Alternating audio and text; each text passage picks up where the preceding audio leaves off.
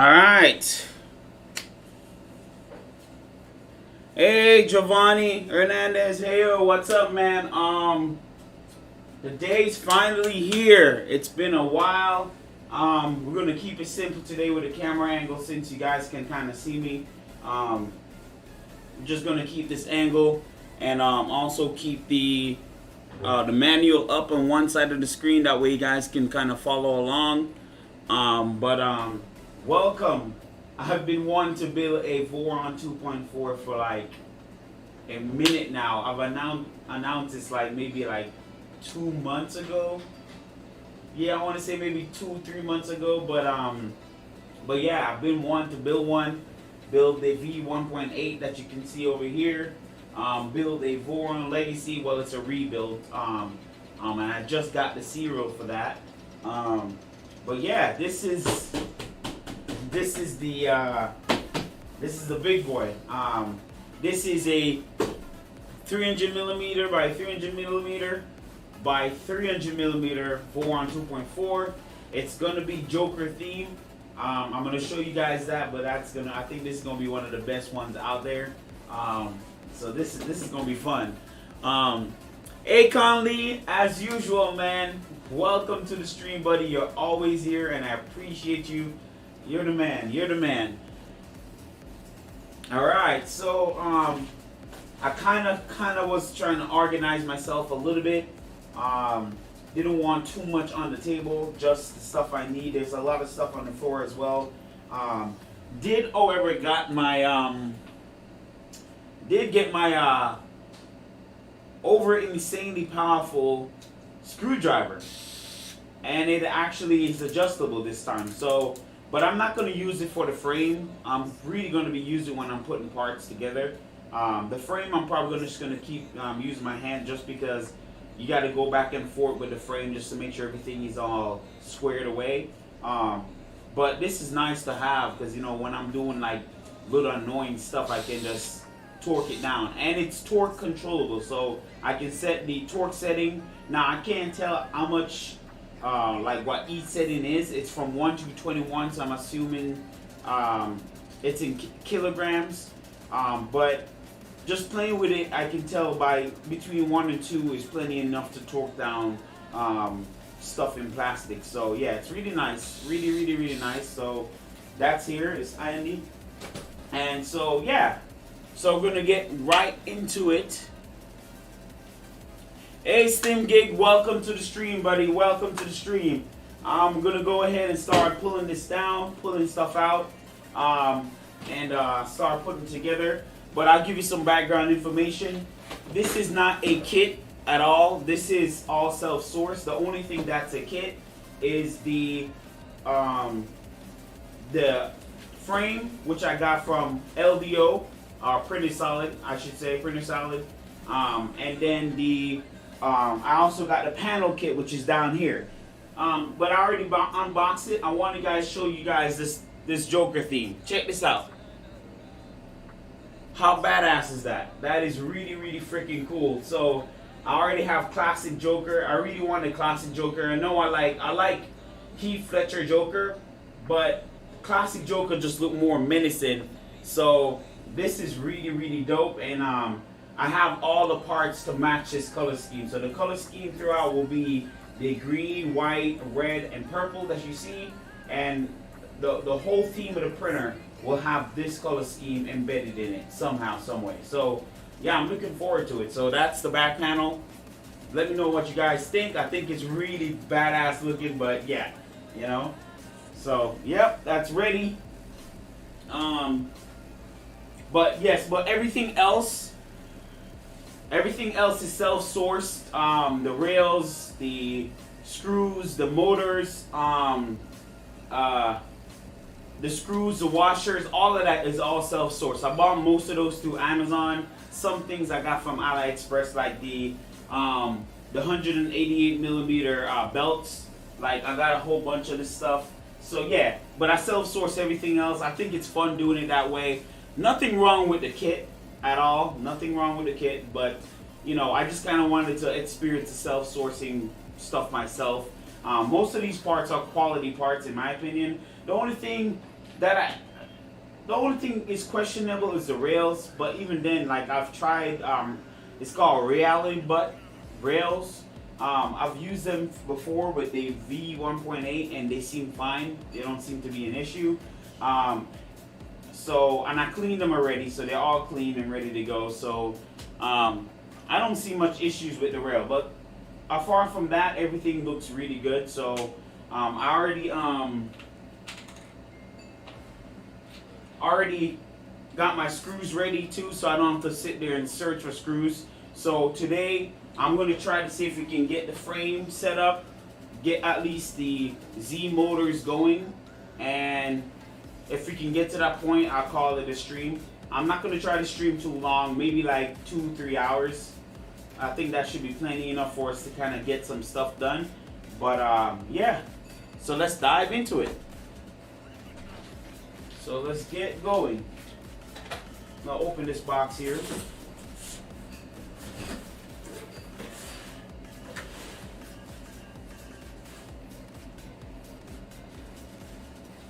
Yeah, this frame is nice. Yo, this purple is nice. Like looking at it now, this purple is really, really, really nice. Like, yeah, this is gonna really set it off. This purple is really nice.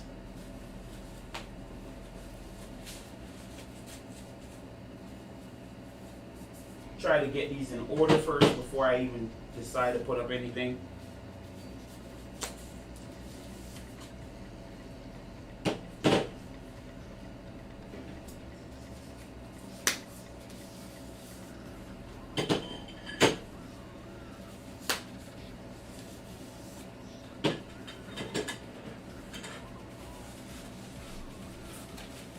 Try to organize all this trash so that way I'm not in the way.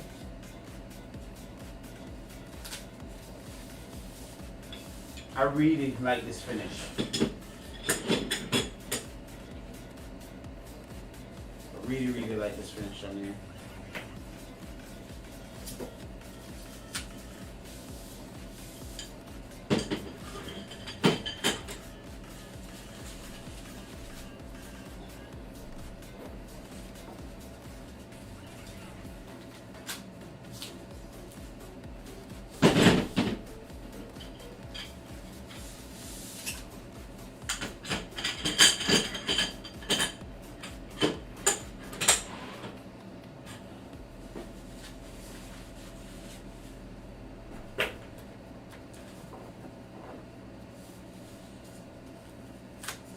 Oh, nice. I like the red frame. I really do like the red frame as well, Slim Gig. It's pretty sexy.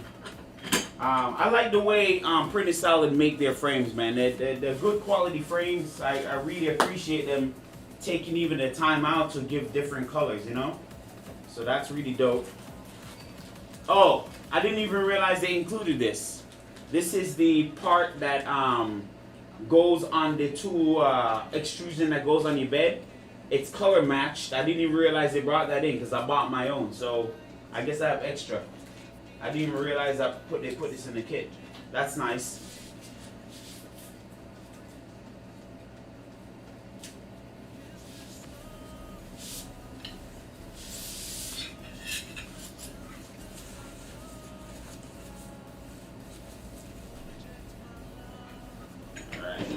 Almost done here.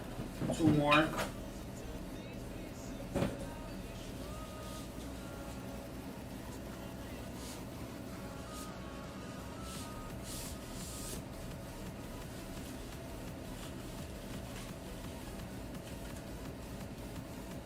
Oh, nice, Giovanni.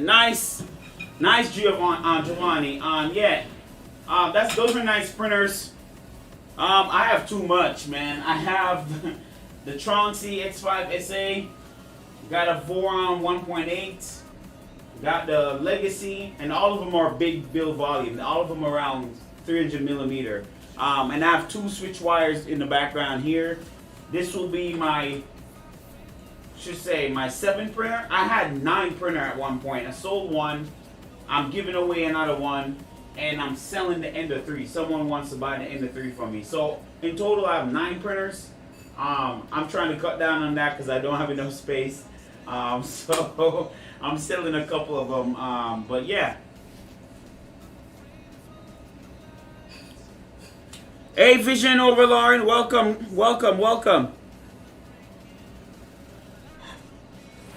All right, I think that's it.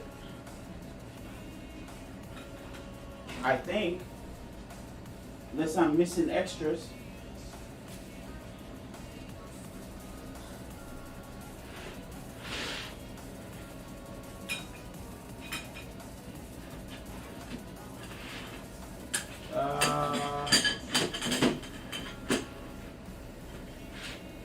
Let's see. I hope they gave me everything. Let me look.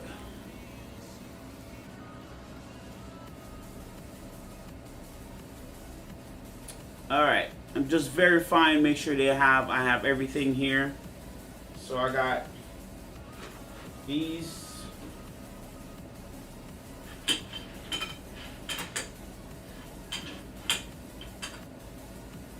Okay.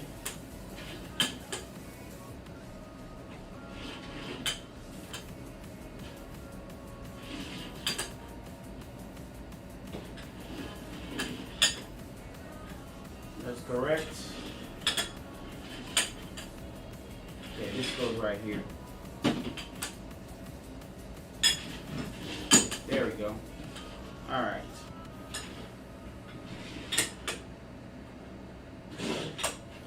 All right, we're good. We have all extrusion. Everything looks good. So now it's time to start building.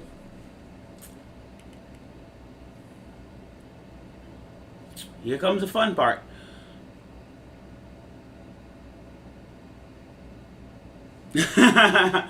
Awesome. 5th printer. All right for you, Vision. Yeah, listen, man, this stuff gets fun. I mean, I'm getting carried away because honestly, I really need to start getting back into printing, which is why I got into this. But the fun part about this is also building it too, man. It's really fun to build a printer and then watch it push plastic and tune it and everything. Really, really fun. And especially running Clipper now, man. Clipper has really brought my printers to life. So yeah. So I'm ready to get this going. So we're gonna get some screws. Get some of my stuff here. Alright, so I'm gonna grab. Okay.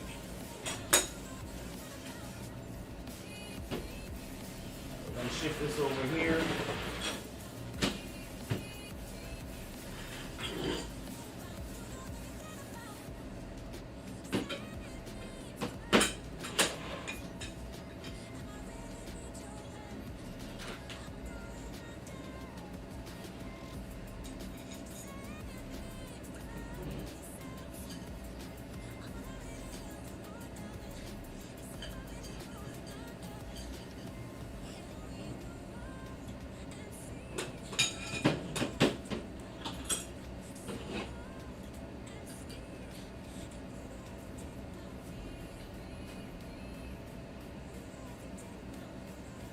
Hey, Blank, thank you. I appreciate that, man. Yeah, man. Listen. I build these things very fast. Like I don't play. Especially when I'm off stream, I can knock out a printer that fast. But I really do like this live streaming stuff. And the fact that we can interact and build it together, it's pretty fun. No lie. Makes for a very interesting situation.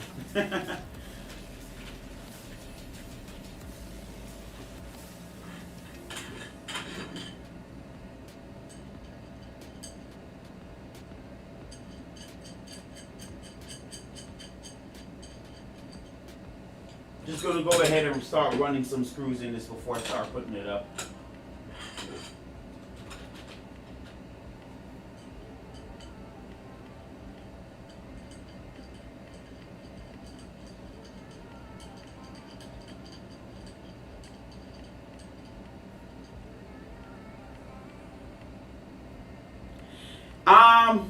Yeah, the Everts or the Uverts are very fast. I like the Uverts, but I would say the reason why I like Vorons a little bit better, just it's really purely aesthetics for me. Like, it's a very aesthetic looking printer. If you look at the 1.8, it's I like the design.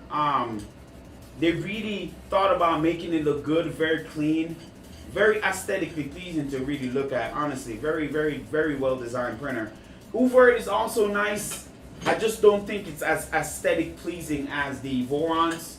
However, the Uvert has some fancy feature. For example, that dancing bed, the triple Z-axis. That's really cool with the tilting stuff. I think that's really neat. It'd be nice for them to build a Voron with a triple axis. I know they're updating the V1.8. I don't know if they're gonna call it 1.9. I think that's gonna get triple Z-axis. If they do that update, I'll update mine to have the triple Z-axis. But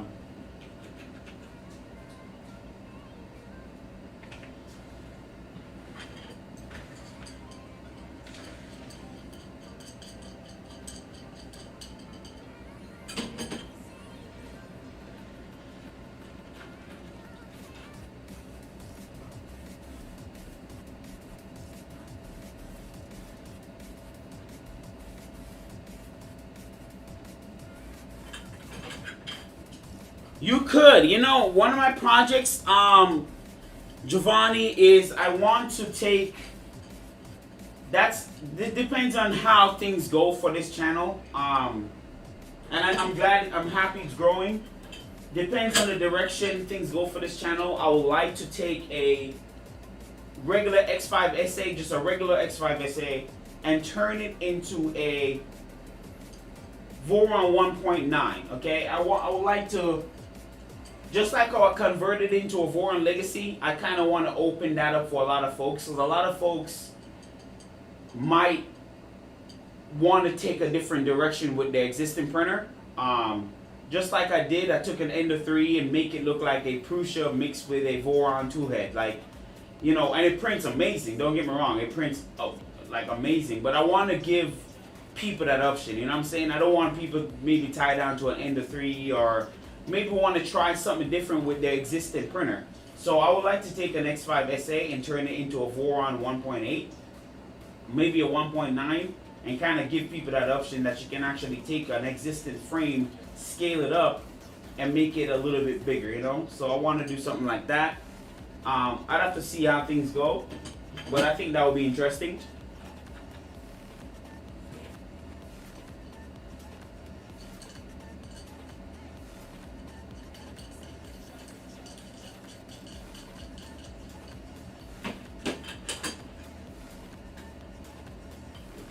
So that's 4. I need 8 of them.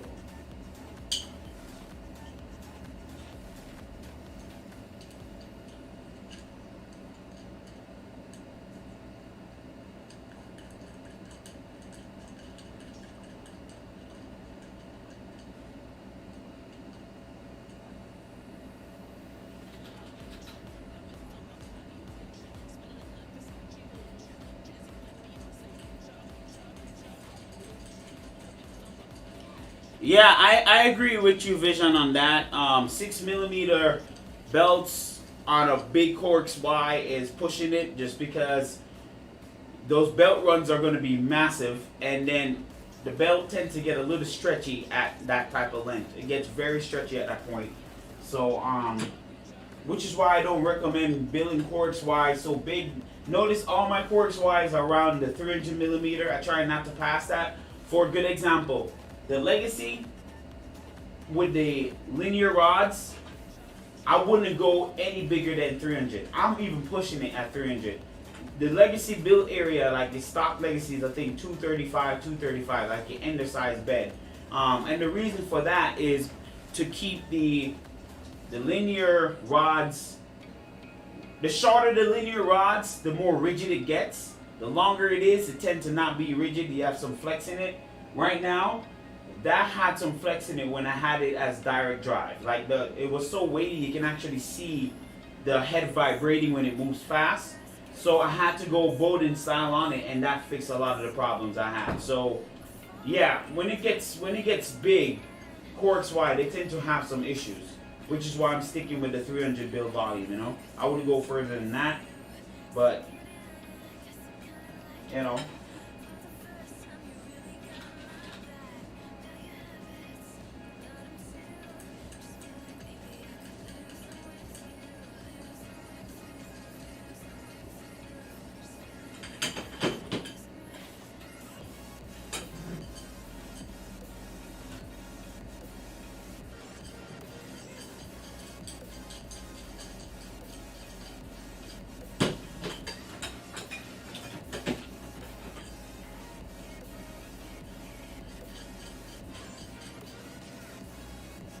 I'm so happy they tapped the extrusions. This just makes life so much easier.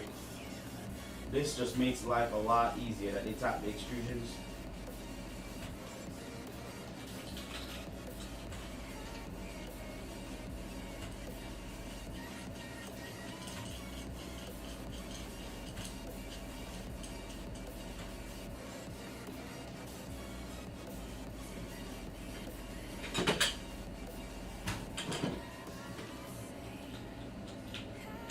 So I should 1, 2, 3, 4, 5, 6, 7.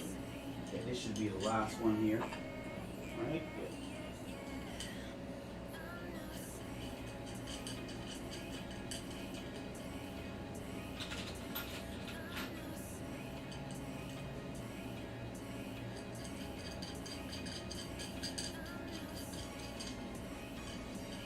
All right, that should be it for now.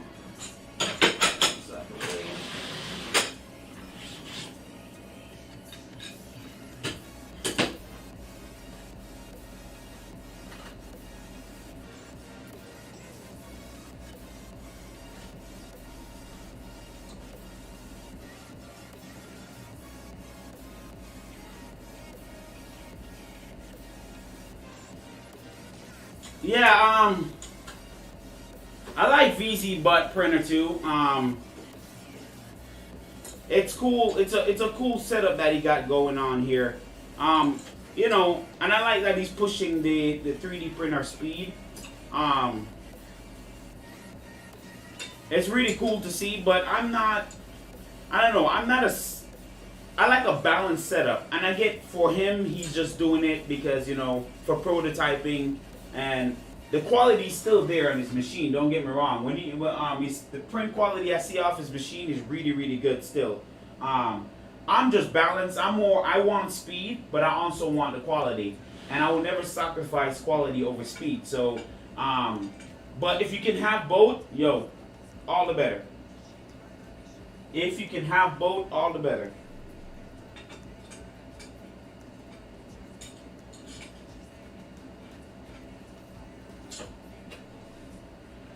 Let me get my little square here because I'm gonna need this.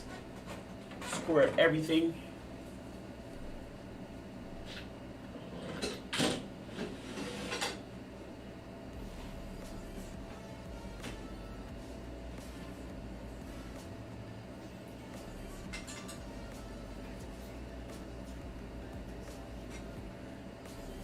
Make sure everything is square. This is not the flattest table, but it's okay. But it'll just kind of help me square up everything.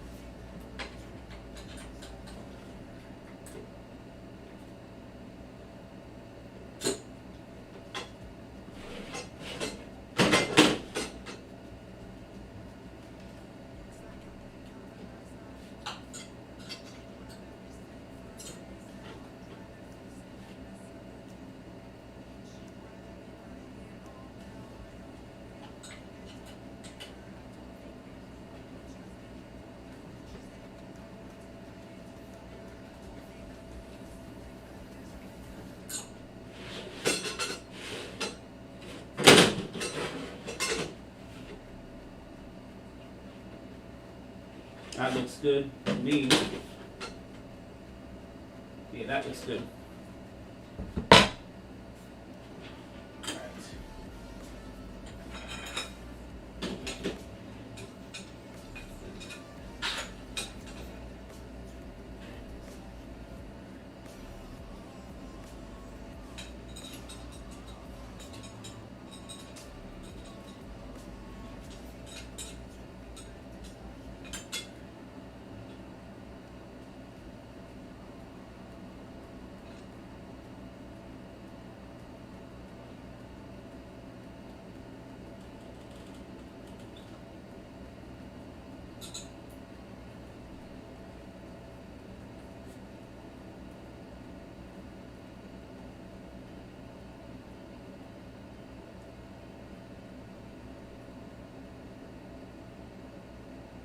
Yep, I agree.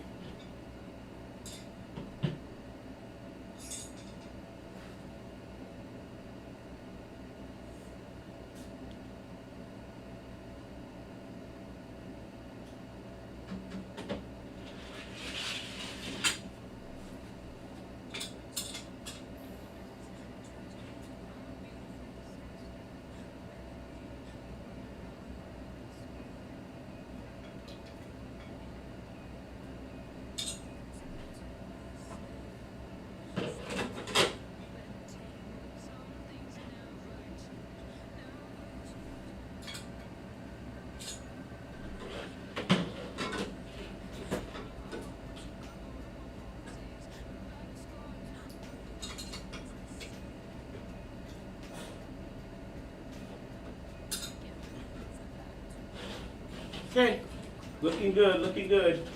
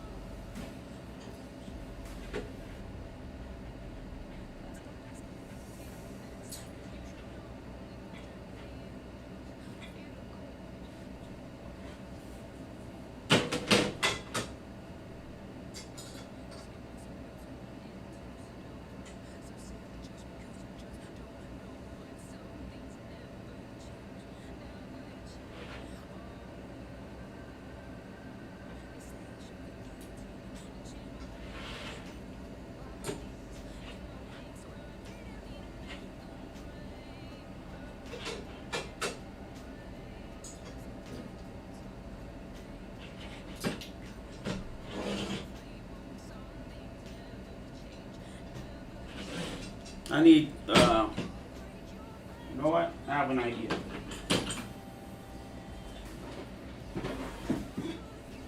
Got a little extra plate here that I can use just to make sure this thing is actually flat.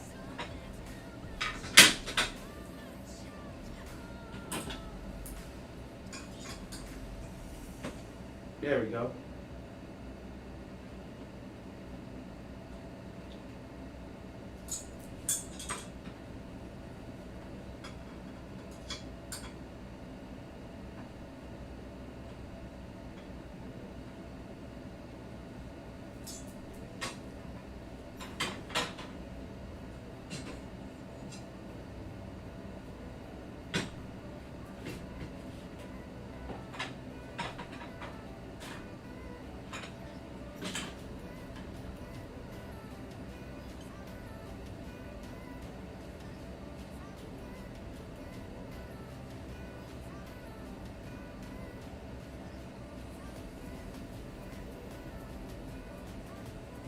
Dang, Giovanni, yeah, that's a nice setup with the X5SA Pro, man. It's a really nice setup.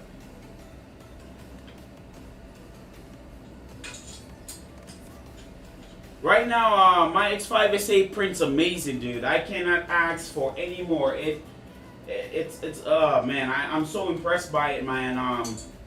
Especially with the Z mod anti-wobble setup on there, that fixed a lot of the issue with X5SA, and man, I'm very pleased with it. Very, very pleased with it. I mean, if you just know how to mod a printer and do the right mods, you don't need much, really, you know?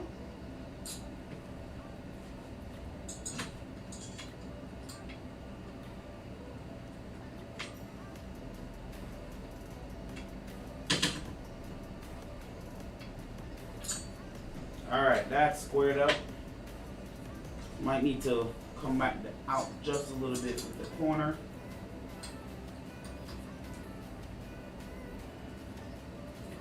Just a little here. This corner, there we go. flat. And nice. Nice. Alright. Just tackle the other side here. Starting to have a frame.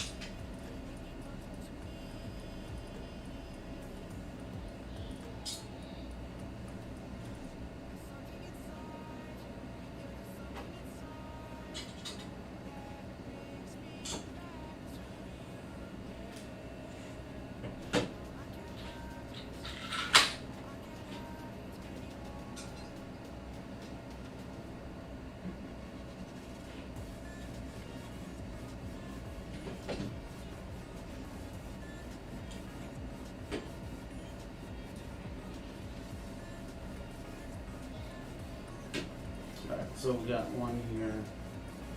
So we need to make sure I don't confuse myself here. We need one over here too. Okay, so I see what I need. So we need one here as well too.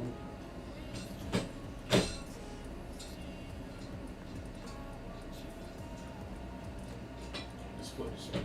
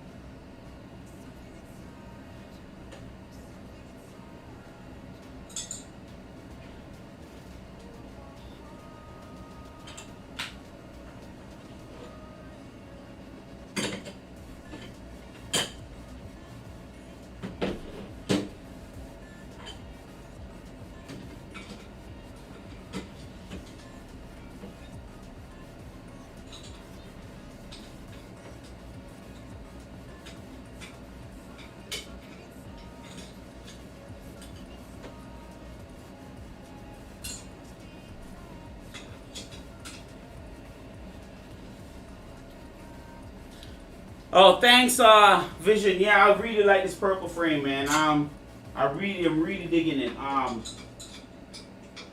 Don't worry, I'm just kind of putting this stuff together. I'm gonna put it back on the plate and then use this to square up everything else. So I'm just kind of adding stuff as I go, just to make sure I have everything in.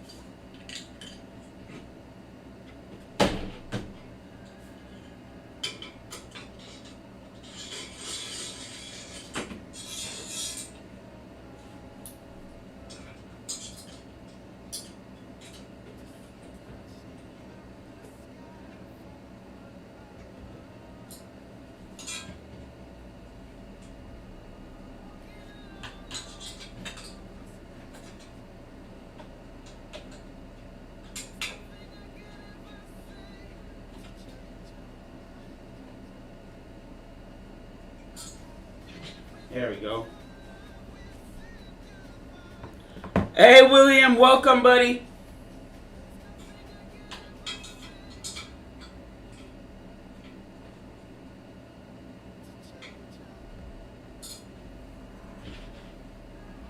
All right. One more to go down. And should Should be good to kind of square it up a bit.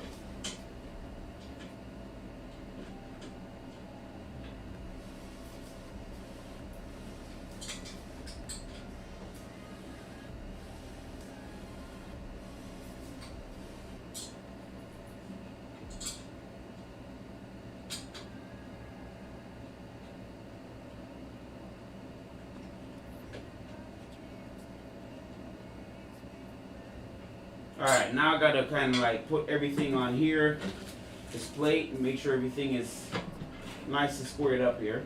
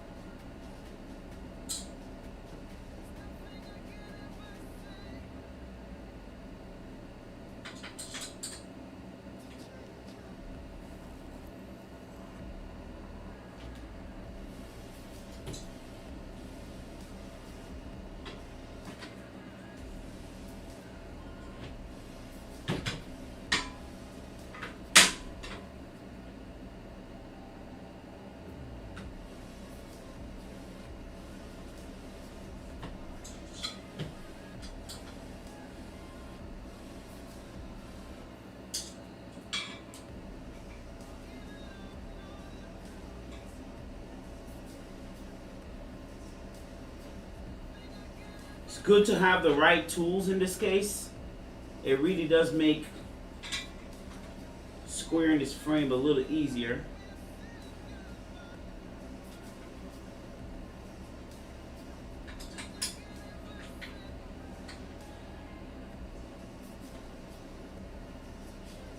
There we go.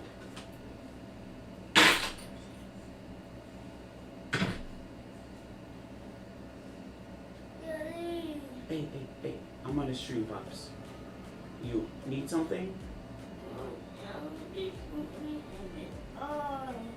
Okay, hold on. Hold on, boys. My kids, man.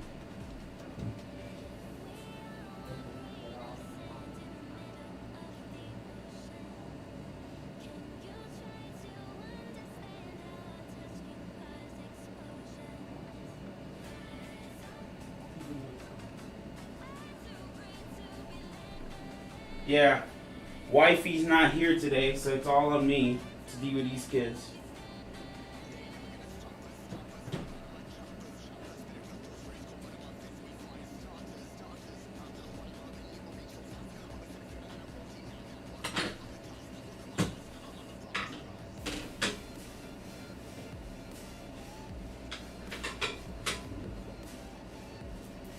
Okay, let's flip it over. Make sure we're not missing anything here.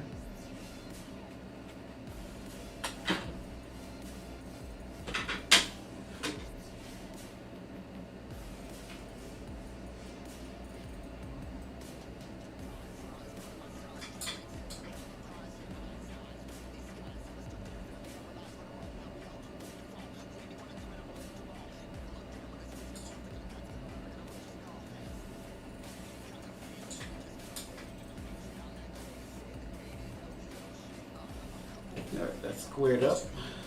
Alright.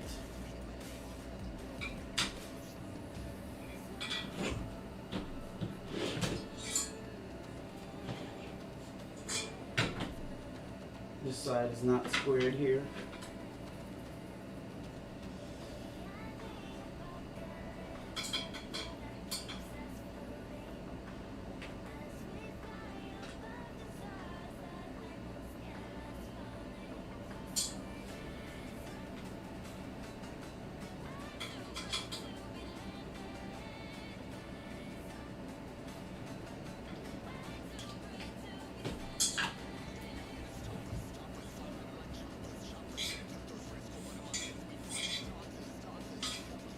Oh, yep, find another side here.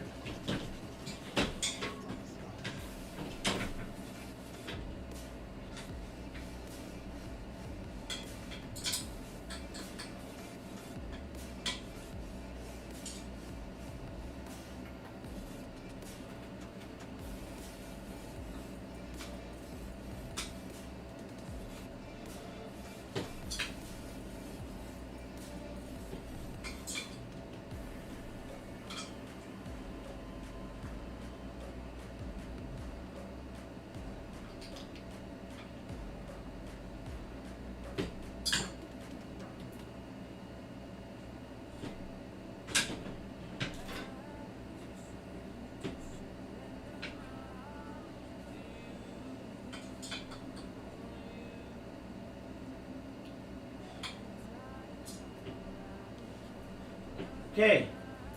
I think we should be good. Maybe find this one here at the bottom. Just need to come down and lay flat.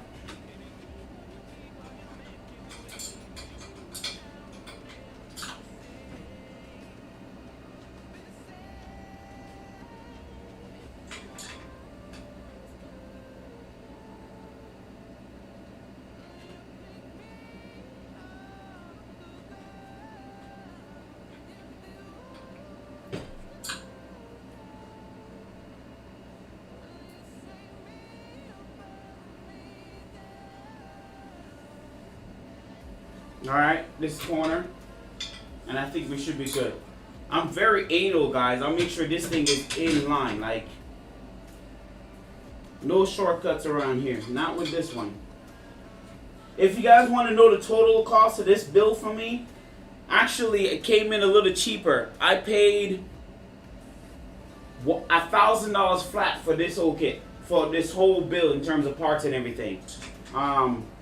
And that's the benefit of sourcing everything yourself. Thanks to Amazon, sales on Amazon, coupons. I kind of saved a bit of money sourcing everything a little bit. I know most people pay like $1,200 for this stuff.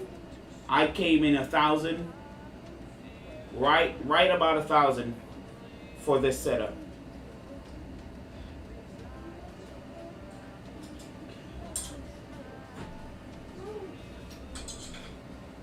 Boys, we can hear you.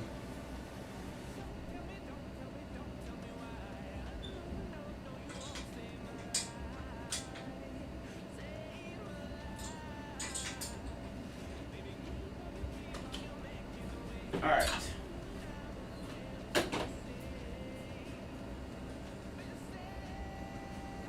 Flat, flat. I only see one here. That's not flat. Check the other side. Flat.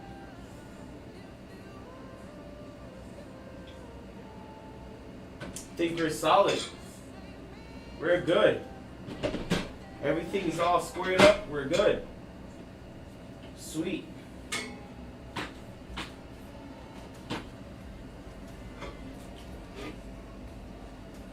Just back down here.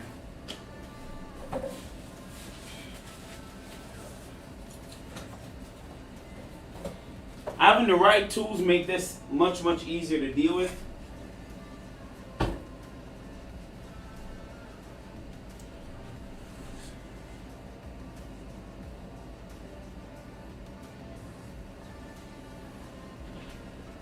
Alright, so now next move is to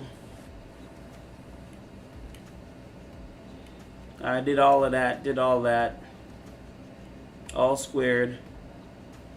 Okay, so we got to do this part here. Did I grab shims? I bet you that's the only thing I didn't pick up. Yep, that's the only thing I didn't grab is some shims. Let me grab some shims.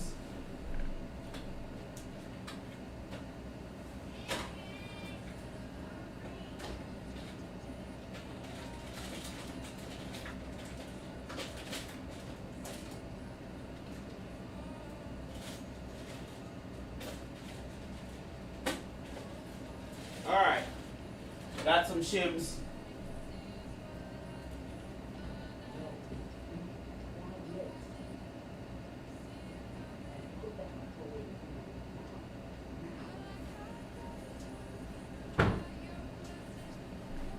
Alright, fellas.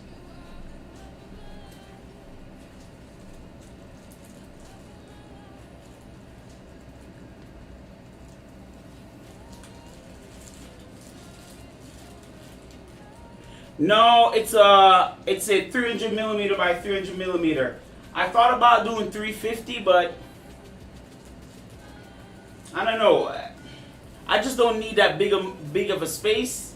I probably will never utilize that space. I don't even utilize my Chauncey, and that's 330 by 330. I I don't even utilize it. So like, that's why I didn't go bigger.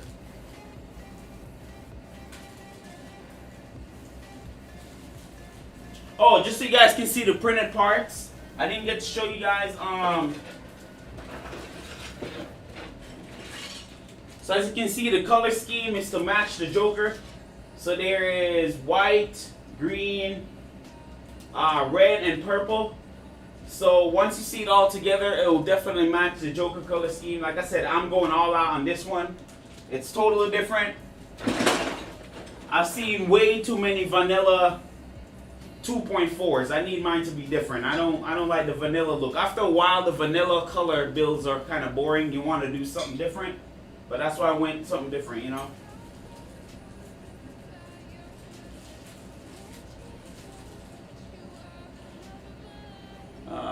Okay, so we need purple things and M510, M516. So we're gonna get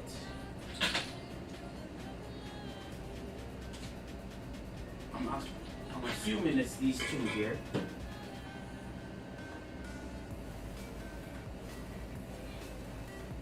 Yes, these two. Gotta be these two. Yep. So these two.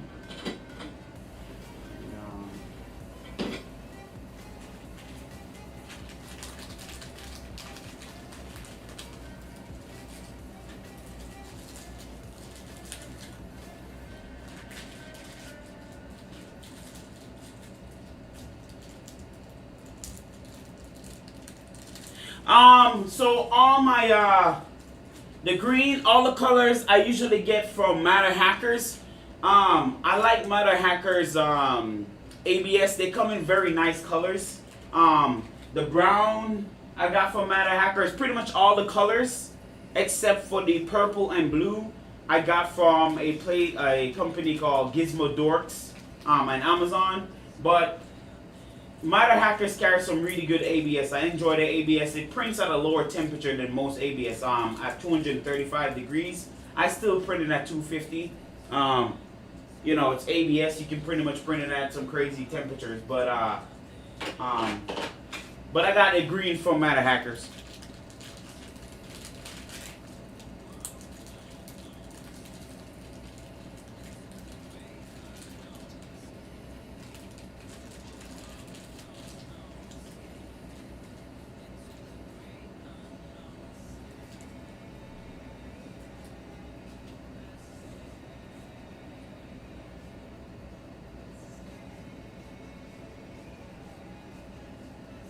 William, you said, where did I get the Iron Man electronics plate? What exactly are you talking about? I'm not sure what you're saying.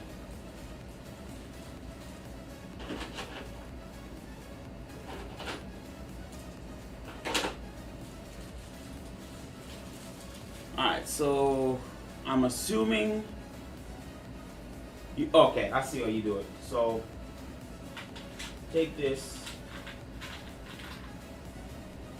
shim, assuming it's like this, right? Yep.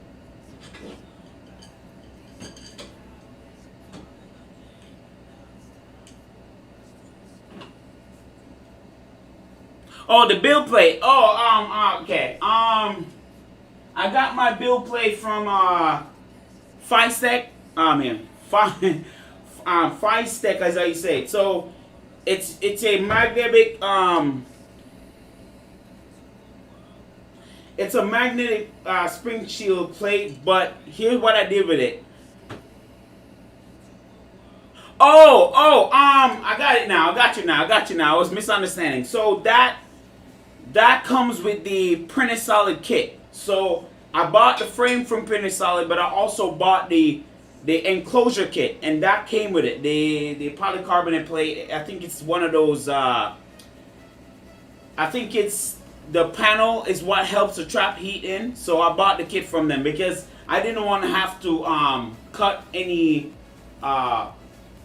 any acrylic or anything myself, since Printed Salad already came with it, so I went ahead and bought it too.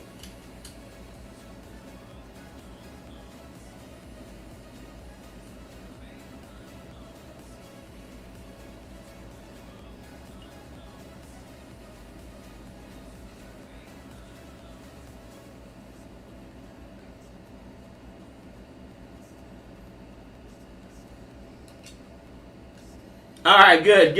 I'm glad. I'm glad I understand you now. Yeah, I got it from Printed Solid as well. It's just easier to just get it from them, you know. Make sure this sucker is straight.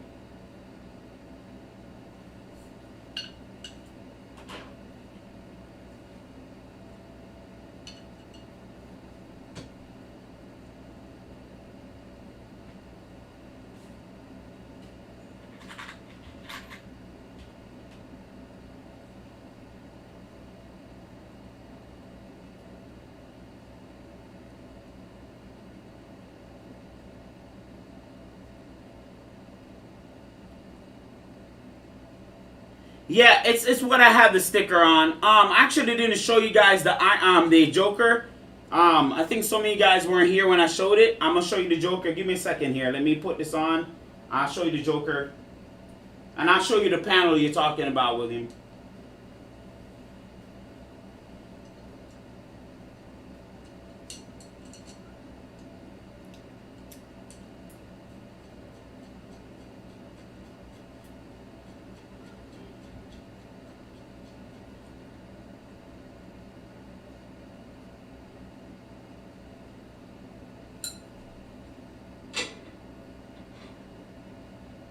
There we go.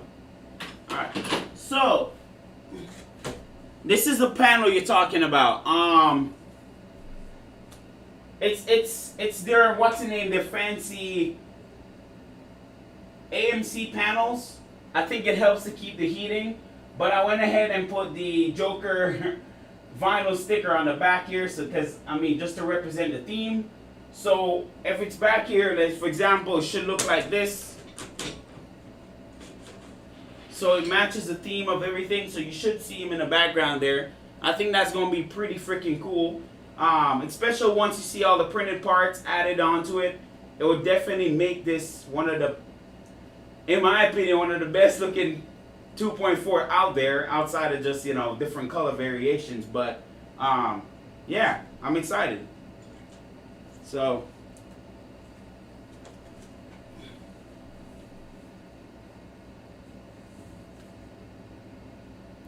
Yes, my wife did it. My wife printed it out for me. Well, I did the Joker myself, so I took an image and kind of like replicate the image, and she cut it out for me, and I added it to the panel. So.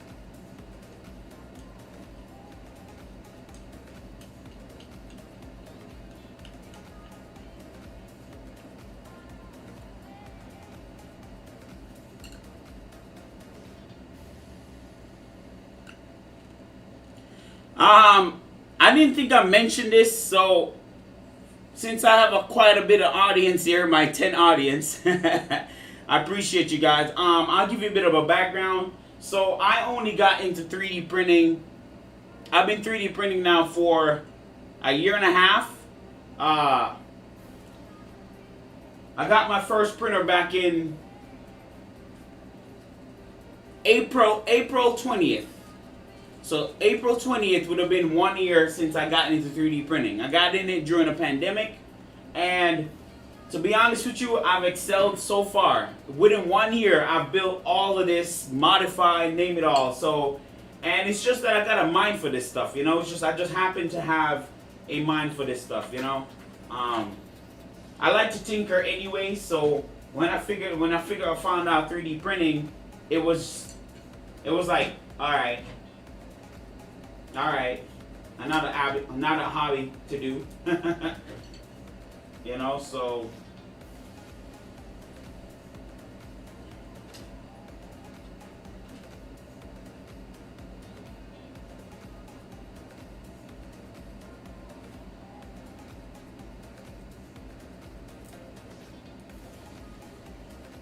Hey, welcome. Let me see what I see. Okay. Oh, welcome MBCNC. Welcome ERA, man. How you doing?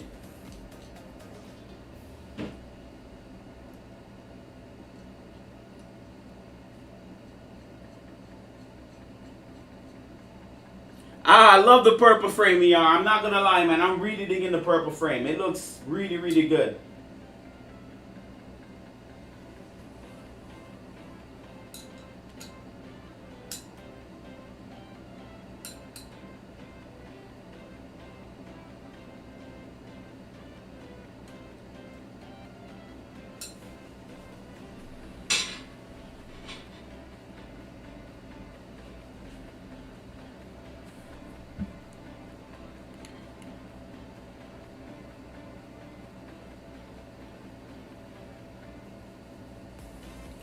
Oh, absolute division. I like tinkering, man. Listen, if it wasn't for tinkering with these things, I probably wouldn't know about as much as I know about 3D printing today.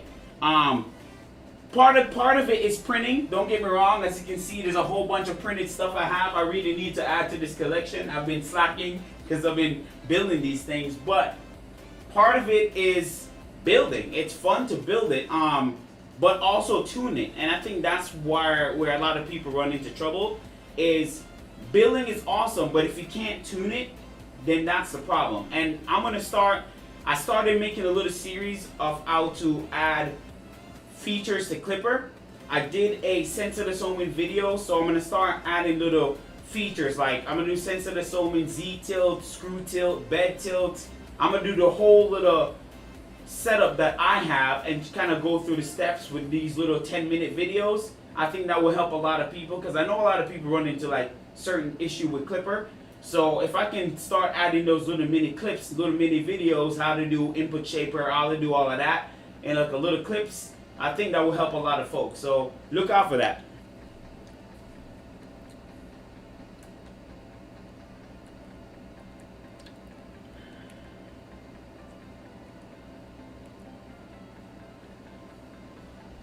Oh, they want me to do that right away? Okay. I'm not going to install the rails yet. I'm going to leave the rails for today. I'm going to work on the Z motor stuff. I can install the rail another time. Not worried about that.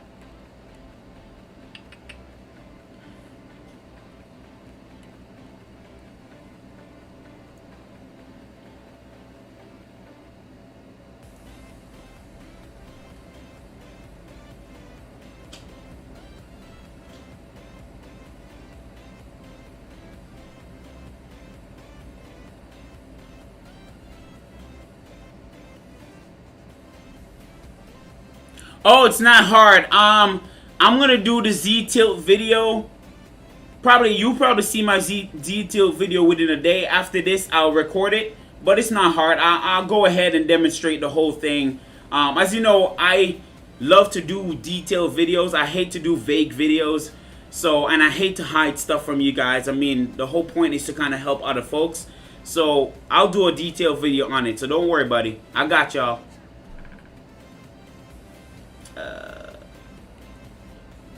Does it give you spacing, like how far apart the stuff's supposed to be? Insert doesn't even tell you. Like, I mean, it doesn't even tell you. I just let it rest for now. I'm just gonna mount it, let it rest, because it doesn't really tell you how far apart it's supposed to be. And let me grab some nuts. Let me grab some nuts here. Let me see.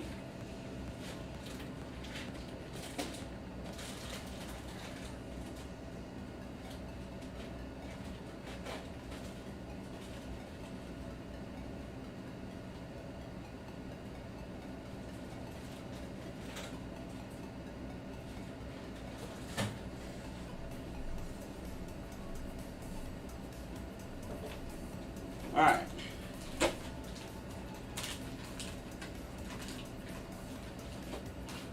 Yo, these things are pretty pricey. These type of sliding nuts, these are expensive. They're not cheap, but you don't get a lot of them. I got it off Amazon, but I might have to see if I can grab some from off AliExpress, but they're not cheap.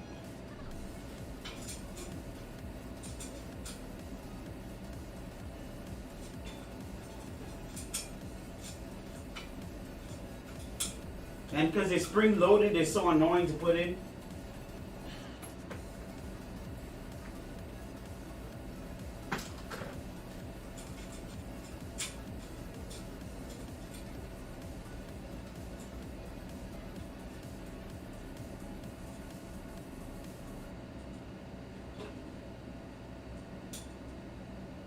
You know what? I'm not going to fight with you today.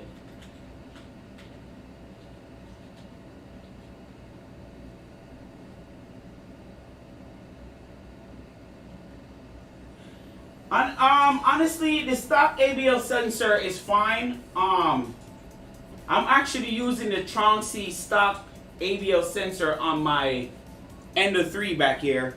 It does okay. It's not bad. It's not terrible. That should be plenty enough to do your Z-tilt.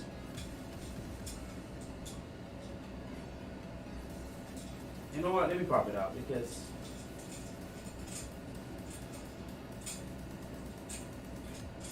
these things are so annoying to put in. Not a fan of them either, but I already put the frame together, so I'm not going to break it down just to put nuts, T-nuts in there. But yeah, these ones are so annoying to put in.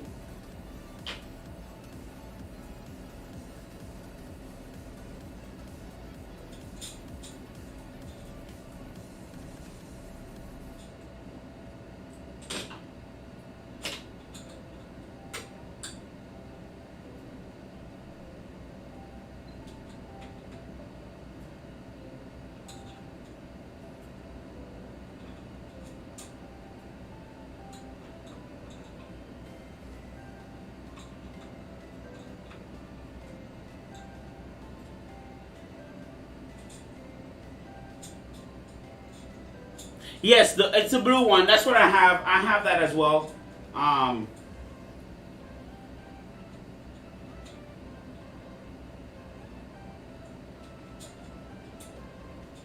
Good Lord, why are these things so annoying to put in? Yo, I swear Nero made these things look easy to put in, but they're not. Like, they're absolutely annoying. And I put them in before, but my God.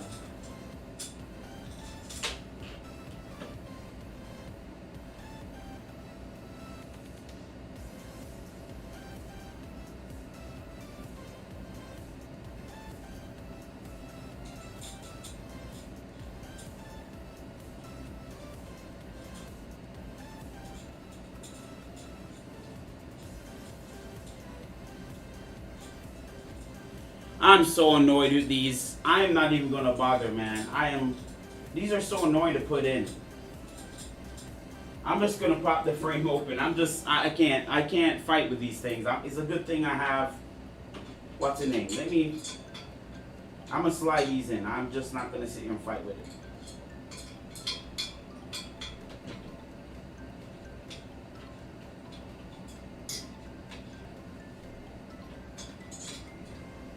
It's alright, I can square it back up the frame. I just Just not gonna sit here and fight with it.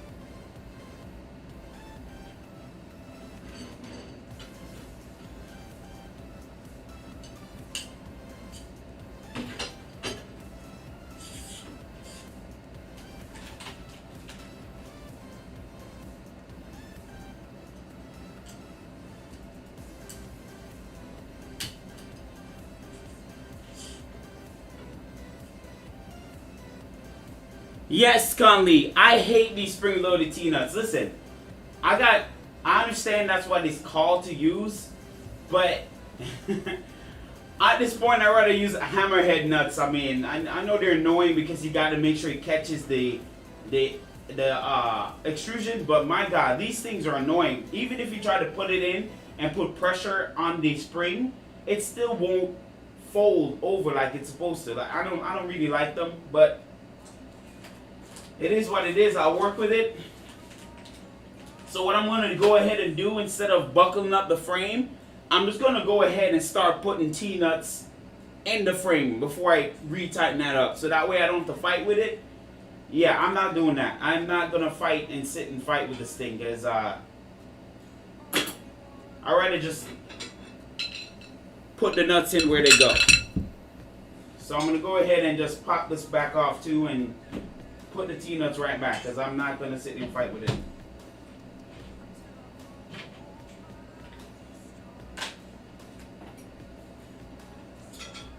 It's not hard to square up the frame, so I'm not even worried about that. I can do that. That's not an annoying part. It's just trying to put the T-nuts in, and then I'd rather do it now, get it out of the way, you know? So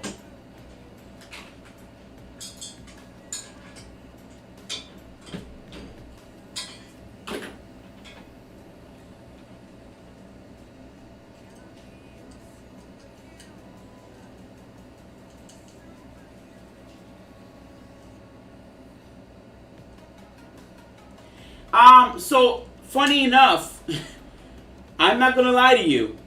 My V1.8 is mostly nothing but hammerhead T-nuts. The one that you have to twist to catch the extrusion. That's literally all I use. And I didn't mean to use it. I just end up using them accident. And believe it or not, I actually have a better time using those than these things. These things, I'm not a fan of them personally. I am not a fan of them. The way they're designed, they don't, like I said, they can slide in, but you have to fight to get them in. And I'm not going to sit here and do that. That makes no sense to me. So I'd rather just take off the extrusion and just run them where I need to run them, you know? Instead of fighting with it. So, 1, 2, 3, 4.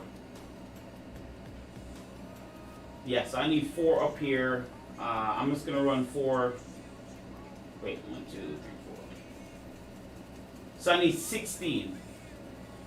Right? 8 on each side, yes. So 4 on each side, I meant. So 8. 8, 8, yeah.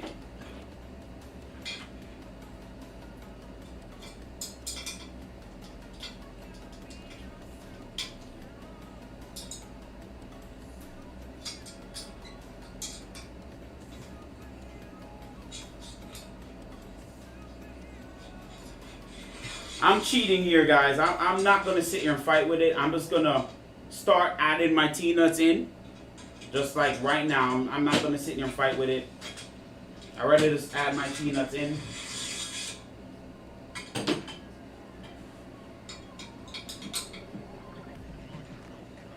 Add them in now, and then I don't have to worry about them later.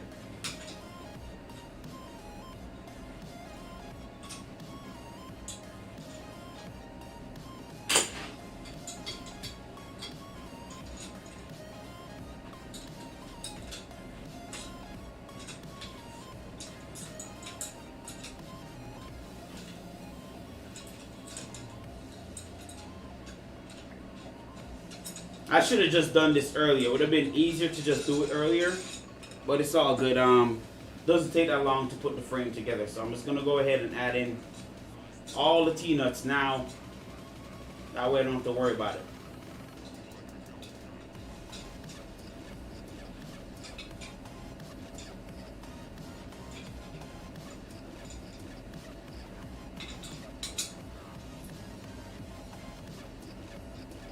God, these things are annoying, man.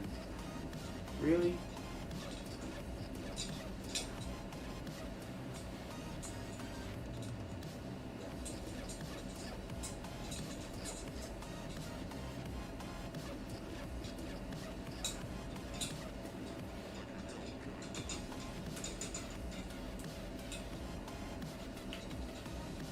Alright. You know what? Good thing I have backups. I'm not going to fight with these things. I have a whole set of T-nuts that are better than these. I don't like those. I don't like those.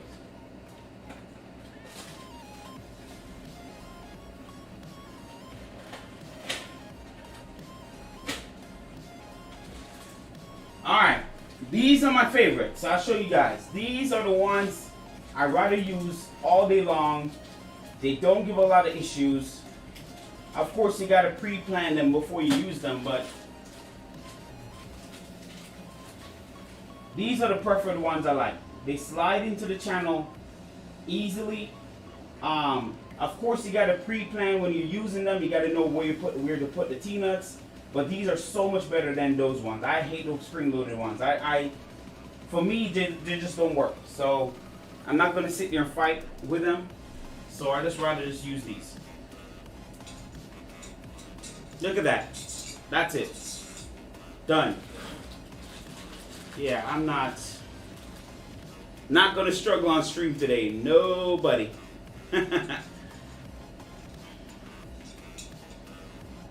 Yeah, I don't understand that. Oh, these are M3s.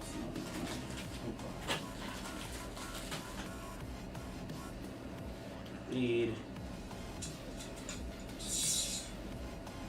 4 of these.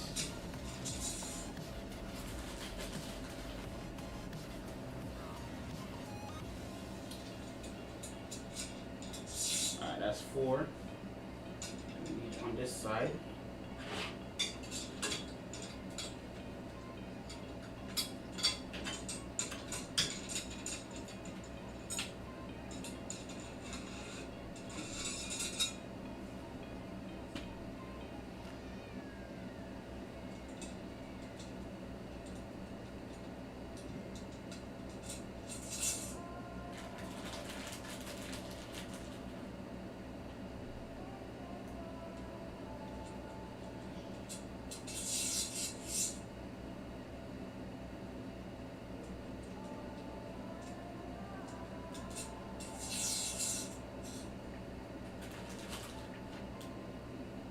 Now these ones I'm sliding in, this is for the idlers or the tensioners at the top of the Z. And you need about 4 on each side. So I know that for a fact that you need 4 on each side. So those are already set, so I don't have to worry about that anymore.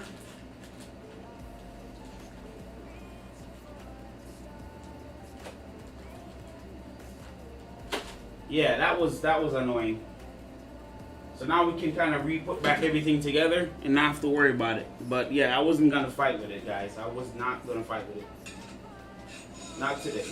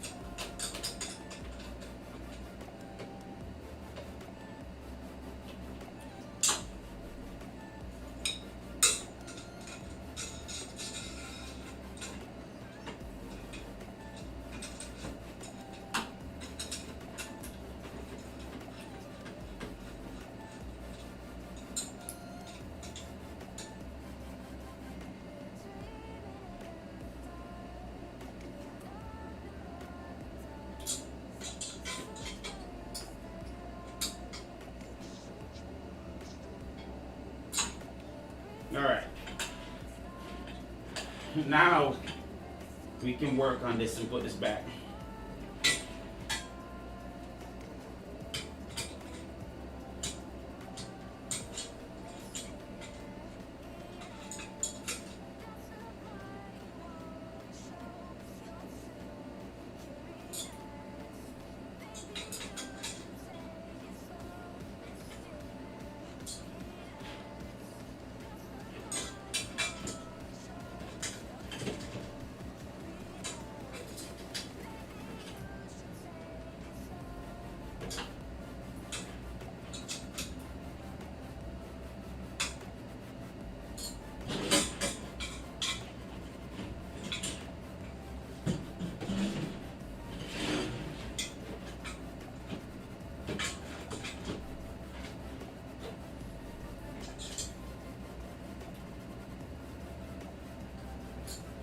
Alright, now we just got to square this back up real quick and then we can continue.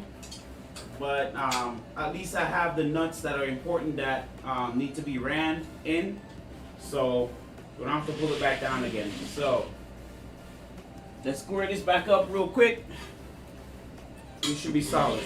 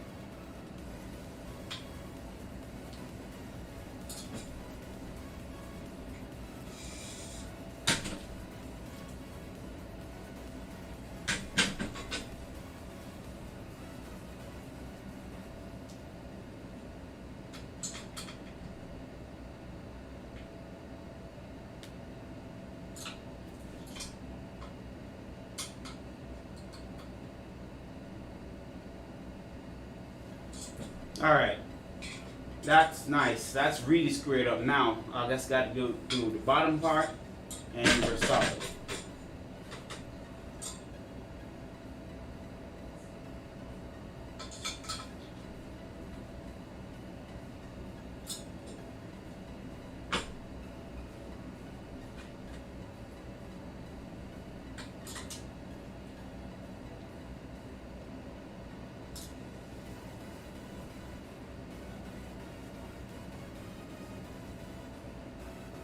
Hey, Broke, welcome to the stream, buddy.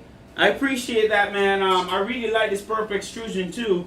I just hate the T-nuts that I was using, the spring-loaded T-nuts. I can't stand them, man. I'm probably going to use them on the gantry, but I'm going to pre-run them in before I even bother, because this is a hot mess. I don't want to do this, but this is a pain to get in.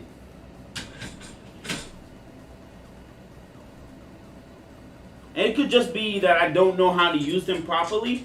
So it could just be on me, guys. I'm not saying they're horrible. I'm just saying, for me, I just don't know how to use them, you know.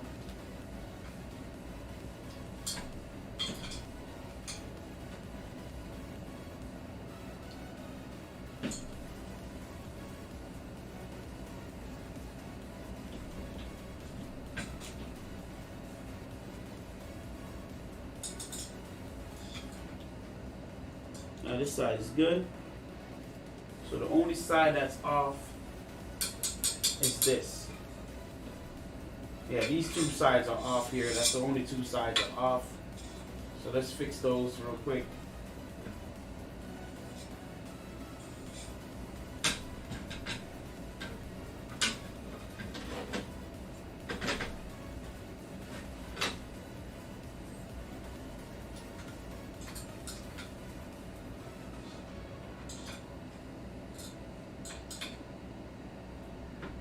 There we go. There we go.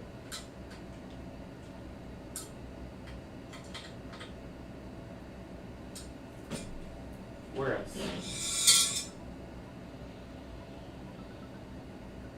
There was another part. Oh, here.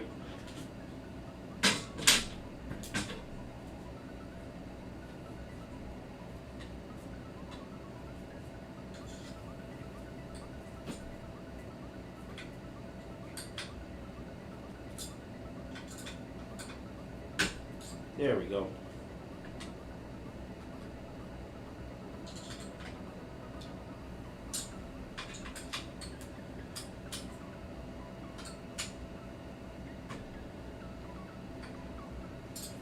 All right.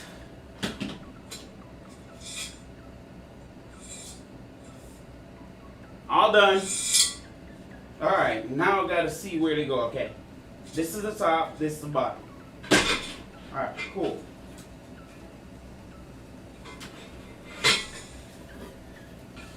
All right, and just like that, we're back in business. Okay, so now we can go ahead and run that thing back.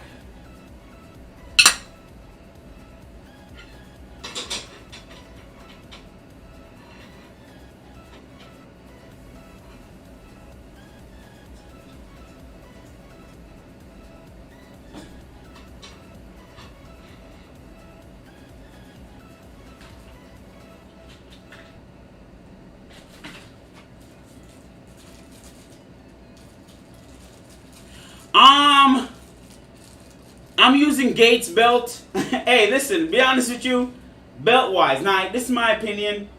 I know everybody wants to go with spec, but one thing about this channel that I want to emphasize, I like to experiment. I don't like. I know you. Alright, so in some cases you go with what works, right? It's very important to do that, especially when you're spending a lot of money. You don't want nothing to go wrong. What this channel wants to do for you is to experiment with things and see what other option is there than to just follow the norm. It's okay to follow the norm because it works, right? It's proven to work. But who's to say that there's no other alternative? Who's to say there's nothing out there cheaper? That's just me. I don't like to be in that traditional box that everybody follows. I like to be that guy, that one guy that does that. Oh, that works. Okay, here there's an alternative that works. You know, that's how I think. So for me, I've tried belts. I can tell you that the steel core belts are absolute garbage. I've tried them myself after hearing people say that, so I went ahead and tried them. Garbage. Do not even bother with steel core belts. But I did find some belts that are fiberglass reinforced belts, and they're holding up really well. So I've had these belts on as a test on my Troncy for about, it's been a minute, for about 8 months now. Yeah, about 8 months, no issues. There's still tension the same way from the time I tension them. They still feel the same way. No issues. And as an experiment, I went ahead and took the same belts and put in the V1.8, and this sucker gets hot. I mean, this sucker really gets hot. It gets up to about 55, 60 degrees. If it prints long enough, it'll get up to 60 degrees. You can actually feel the heat off the aluminum. It's really hot. I've been running the same belts in here for non-stop printing for about, from the time I built this, so about 3 weeks now. Tension is still there, no issues. So I'm just saying, there's other alternative other than Gates. Gates, yes, I get it, they're recommended, but so far, they're working, and if it works, I'm gonna keep using them. Because Gates, the problem with Gates belt is that other than printed solid, you have to get it from AliExpress. But I like Amazon, and certain things are convenient for just getting one-day shipping from Amazon. So those belts were available and they work. I'm probably gonna start using them. So let's see how it holds up in the heat. I'm gonna keep printing, and if it keeps going without breaking or any sign of like super wear and tear, then I'll link that belt to you guys and give you as an alternative other than the Gates belt. But I'm just testing it right now. It seems to be holding up for 3 weeks, non-stop printing. So we'll give it another 90 days or so, and then I'll report back if I need to change it or the condition of it. But so far, I don't see an issue.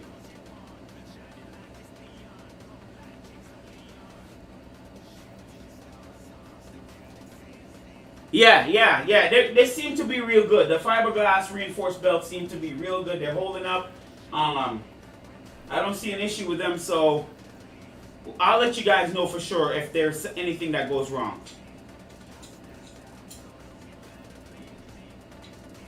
Ah, I see what you got to do first. Okay, so that's how that works. So you got to actually take this off first, and then insert that, and then, okay, I see it. I see how this works. I see how this works. So you got to put the bottom one in first.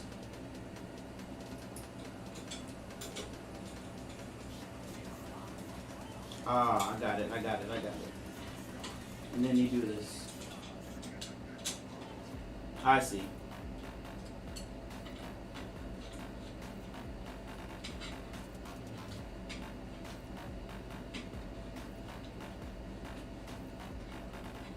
Kind of a weird way to do this, but I guess it works.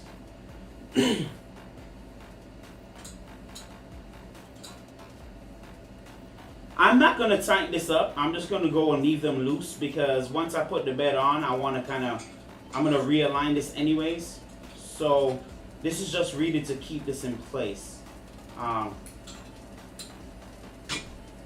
I'm not going to tighten it up or anything yet until I know for sure the position of the bed.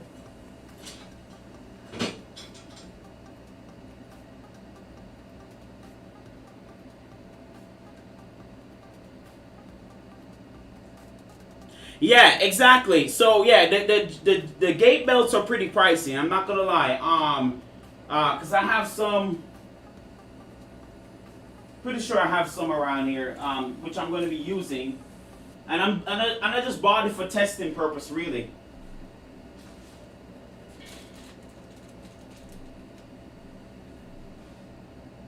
So I got some gate belt, and now I don't know if it's genuine or not, but I got some gate belts they claim to be from Triangle Labs. So we'll see how it fares. I'll give it a go and see what it does, but not too worried about it.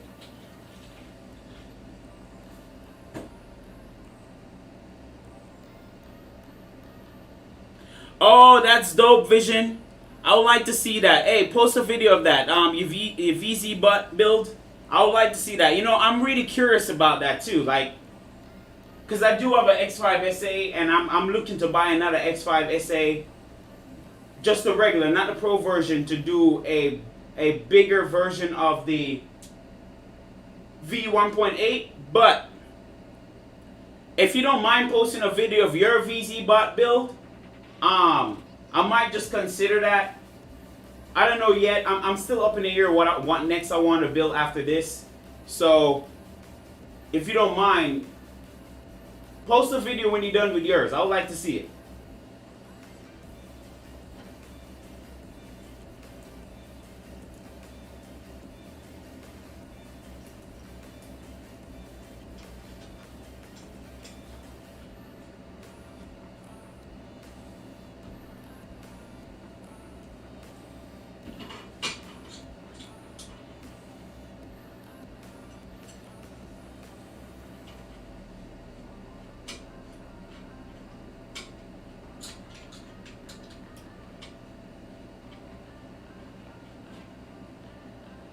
Oh, I almost forgot.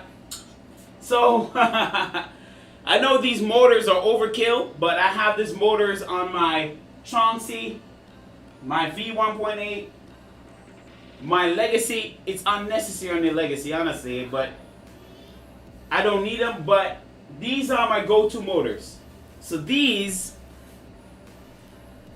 are some very torquey, very beefy stepper line 92 ounce stepper motors. Now, I know a lot of people love the LDO motors, and that's fine. I like these. These things have so much torque. It's insane. And I like the fact that when it comes to high speed printing, these are the things to go to. They have a lot of torque, and I'm using these for the A and B motors. So, yeah, these things are hefty.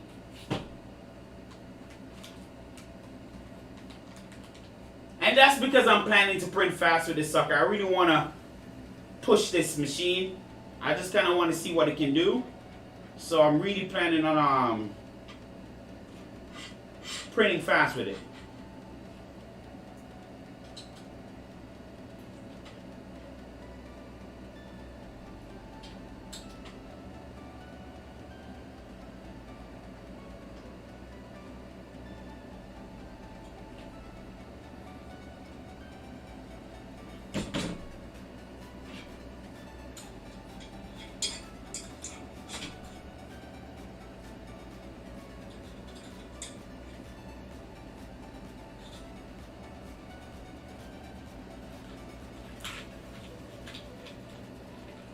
Yeah, Kyber.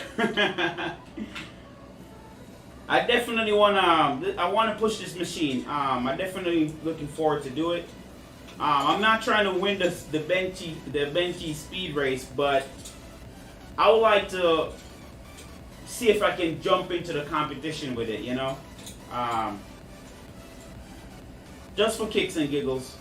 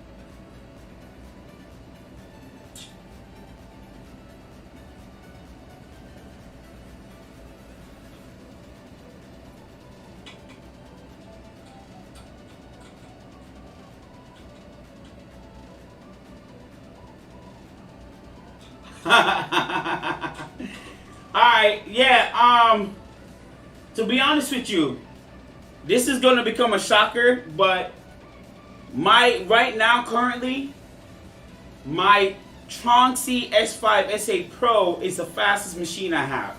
I can easily push this to 20k acceleration. Like, it's capable of doing it.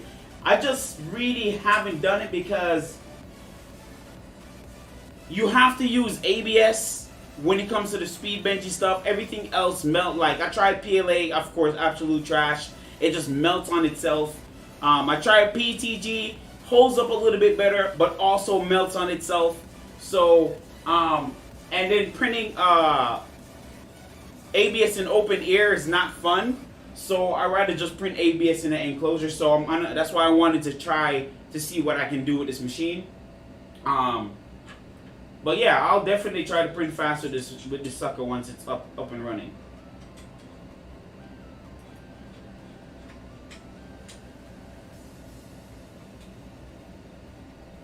Oh yeah, the Trans is fast. If you look in my previous videos, you will see it blazing. It's pretty quick. It's fast. It's no joke. But I just haven't really played and messed around with it enough to kind of like get a full-on grip of it. Just because I've been building these things, you know?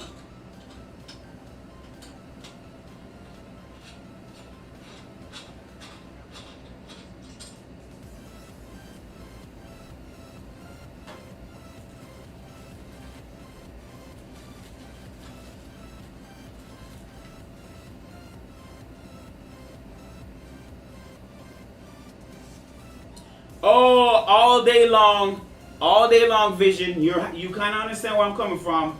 I'll take a quality print all day long over just pure speed. And like I said, I like a balance. I like the speed, but I also like the quality.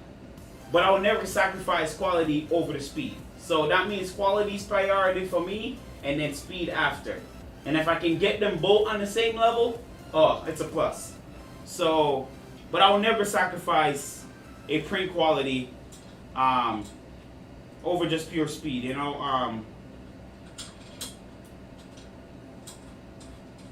Because trust me, I've been around and I've seen some prints, and gosh, if people are happy with those prints, I'm gonna be like, damn, no way. Not me. I'm anal about my prints. Like, my print quality got to be at least somewhat pretty good, because yeah, I hate to see a shitty print. I'm not gonna lie.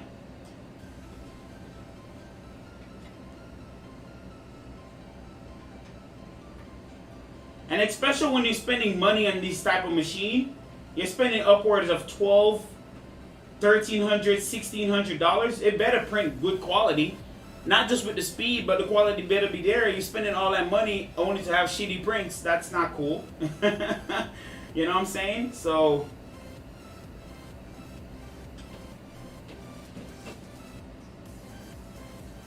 yeah, these things are way too thick.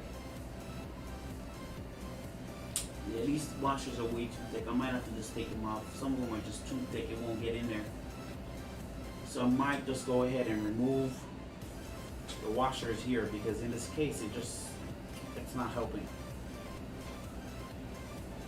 Washers are too thick. Yeah, I'm not even gonna bother with that.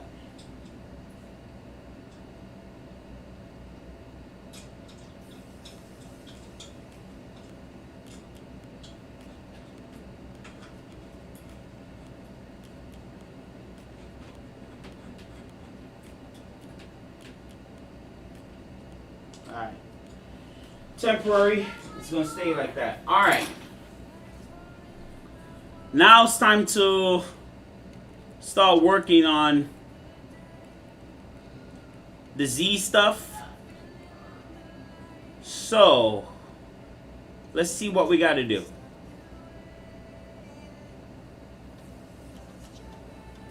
I already put inserts in.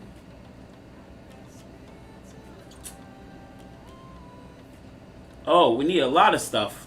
Crap. Okay. M5 shim. I got that. I got pretty much everything. So we should be able to grab some stuff. Alright, so let me grab...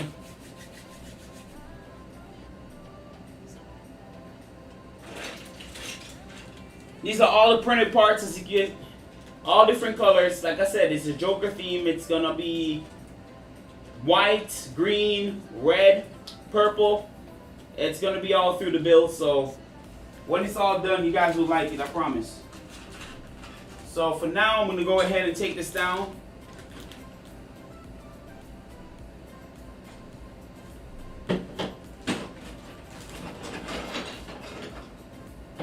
Need that.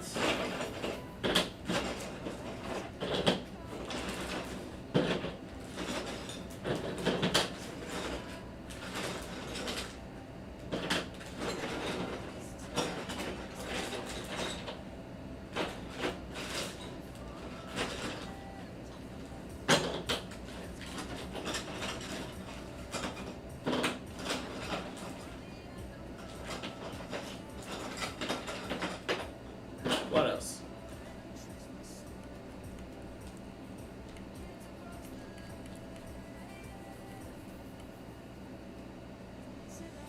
Okay, we need a mount.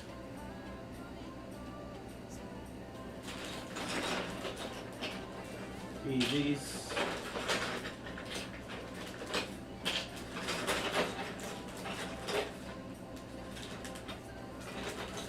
Yeah, this don't belong in here.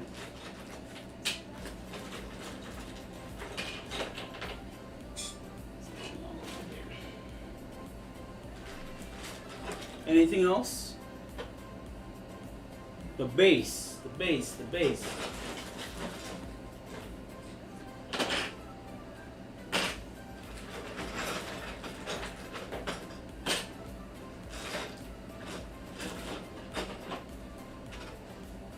think that should be it. Yeah, that should be it.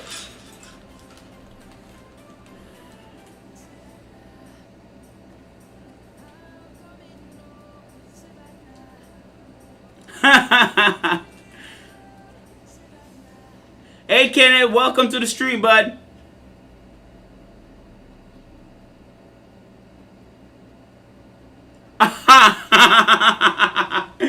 Hey, listen, Nero started this apron stuff, okay? I really dig the apron because not only does it show off your channel brand, but I mean, it's really cool because I can just drop. Listen, I haven't used the pocket, admittedly. I really haven't utilized this yet, but my wife made it for me for Father's Day, and it's neat. I mean, it's pretty cool. So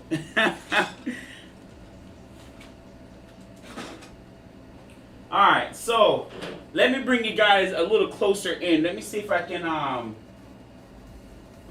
get that camera working and bring you guys a little closer in here so you guys can kind of see what I'm doing.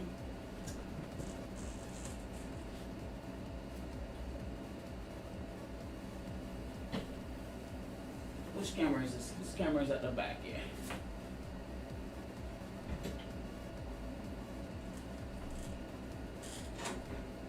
You know what? Let me do the front camera instead.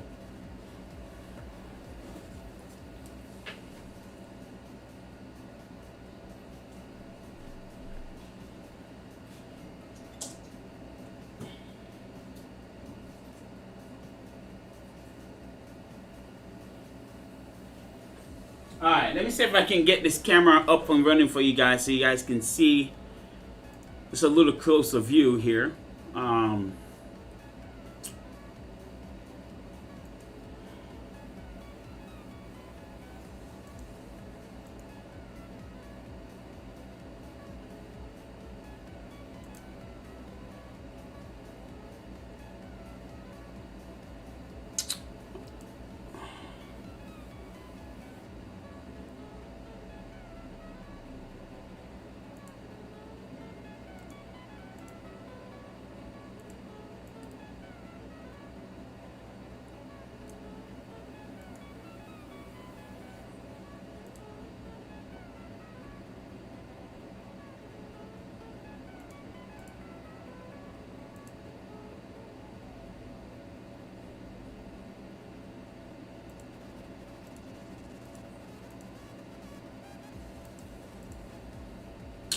Honestly, I'm not going to sit here and play with this, so it's alright.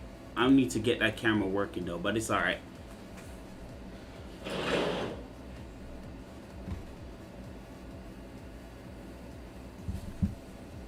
I'm going to bring y'all in just a little.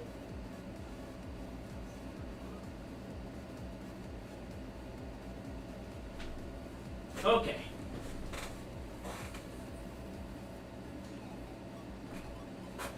Make sure you guys can see me here. So,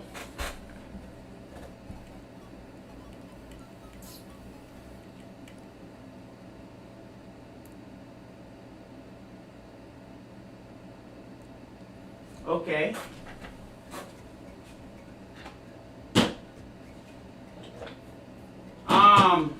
These are also step-on line using 63 ounce. Yeah, these are 63 ounce stepper motors. They're kind of torquey too. You can use them as extruders, but I'm just going to use these because I didn't want to buy another set of motors when I have a ton of motors. I have a ton, so I didn't want to buy any more. So I'm just going to use these. I'm just going to use a pancake extruder for the for the clockwork.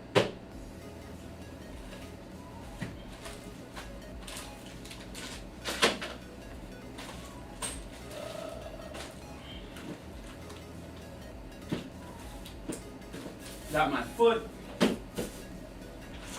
and where's my pulleys? Oh, there we go. So that should be everything, I'm assuming.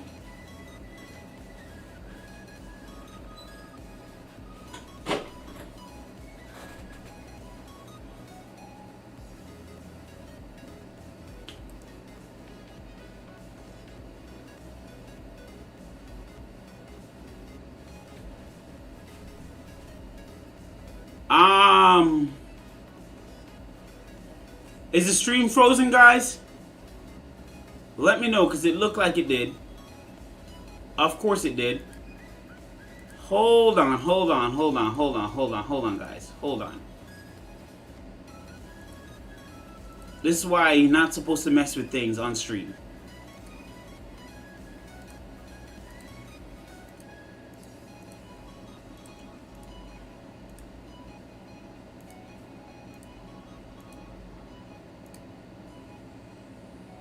Alright, there we go.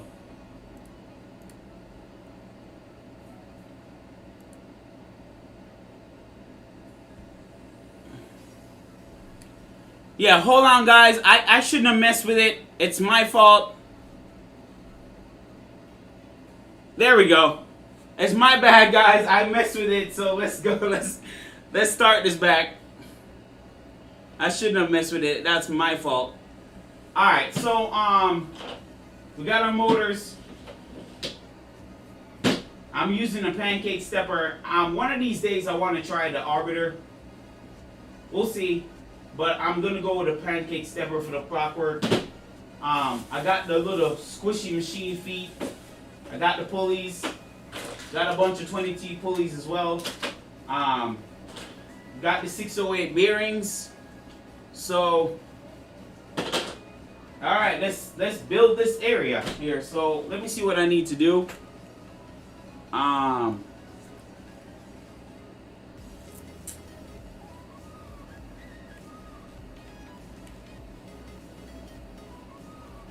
Okay, this look complicated as hell. I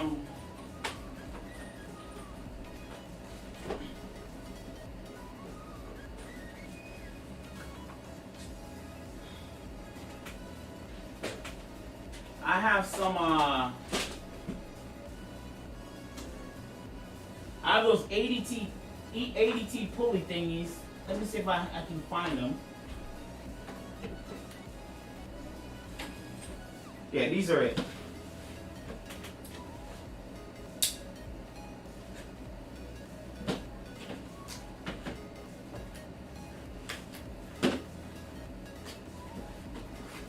Oh yeah, these are definitely 80T pulleys. I went with a metal one. I could have printed it, but I went with a metal one. It just seems more solid to me. It makes more sense to go with a metal version of it.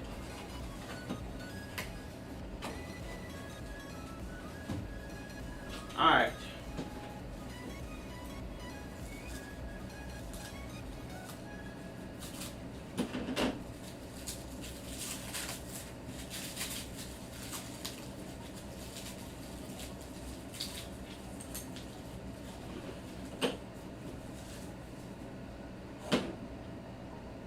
Yo, these feels good though. Like, these are nice.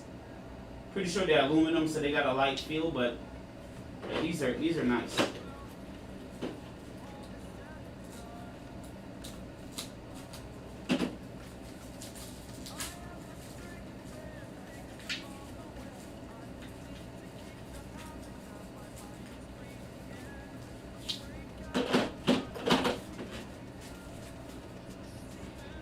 Alright, where do we start? This looks a little complicated, I'm not gonna lie. I'm a little intimidated here because it just looked like a lot to do. So let's see how we get this thing done. So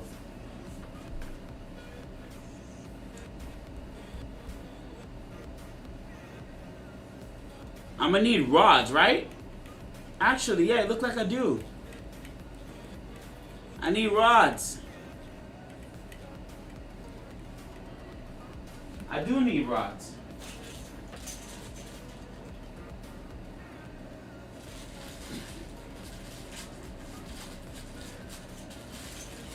Got everything. I wonder if I gotta put an indent on the rods.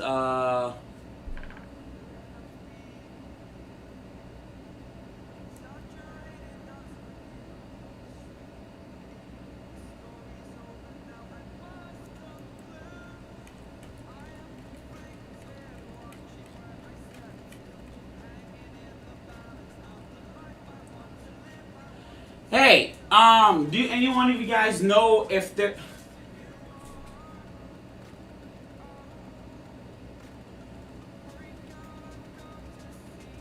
Hey, do one of you guys know if there's a if they got to be an indent on the rod? Like, for example, like if there got to be a little indent to allow the grub nut to grab, because I don't see that on the manual.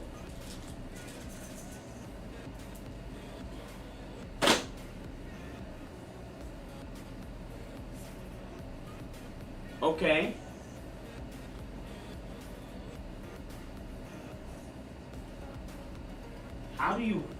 How does this work?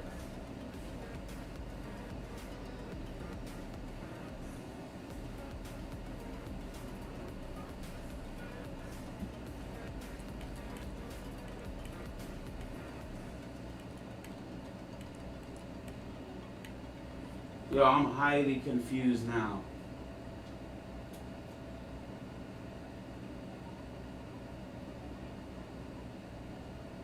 Okay.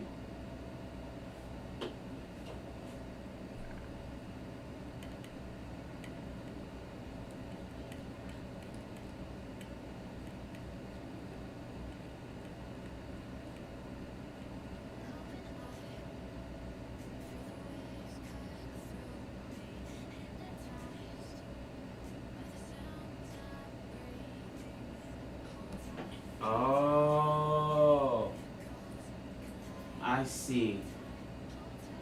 I need that type of bearing.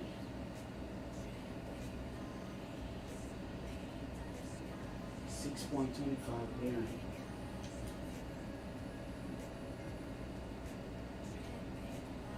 Okay.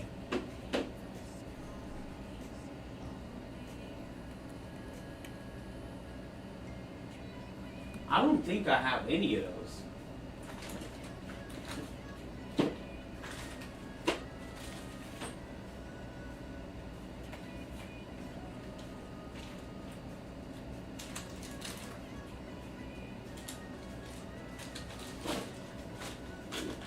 I don't think I have any of that type of bearing. I'm gonna have to go look now. I don't think I have the 625. I have 608, but it says 605 bearings. So I'm assuming these are smaller bearings.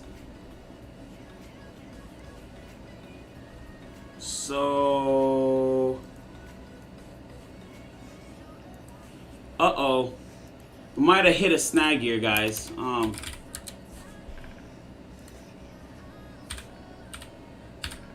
I don't think I have any of that type of bearing.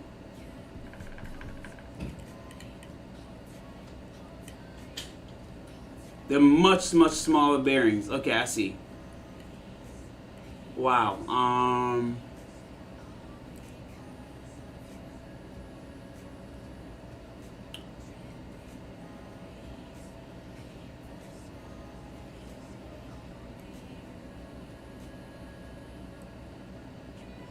Okay, I'm gonna have to get some.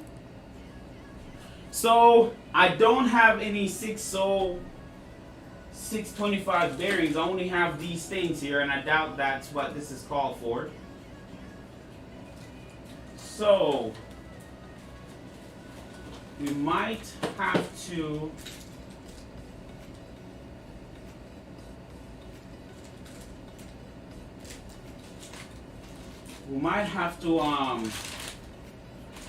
skip out on this step, because I was hoping to do that, but apparently I wasn't prepared enough to have that bearing. I don't think I have any.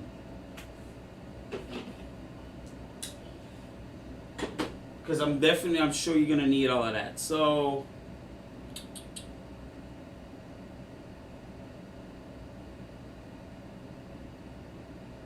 I'll just go ahead and do what I can, and then we'll call it a stream, because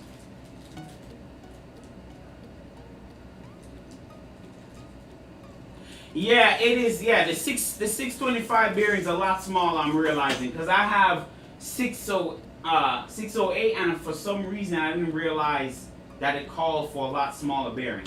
But it's all right though. I'm gonna do what I can with this, and then I'll grab some bearings, and then add to it after the stream. So we just do what I can here.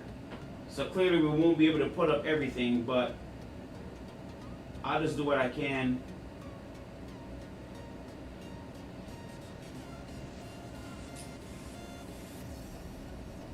Not going to overly tighten this because I want to make sure the spacing is there.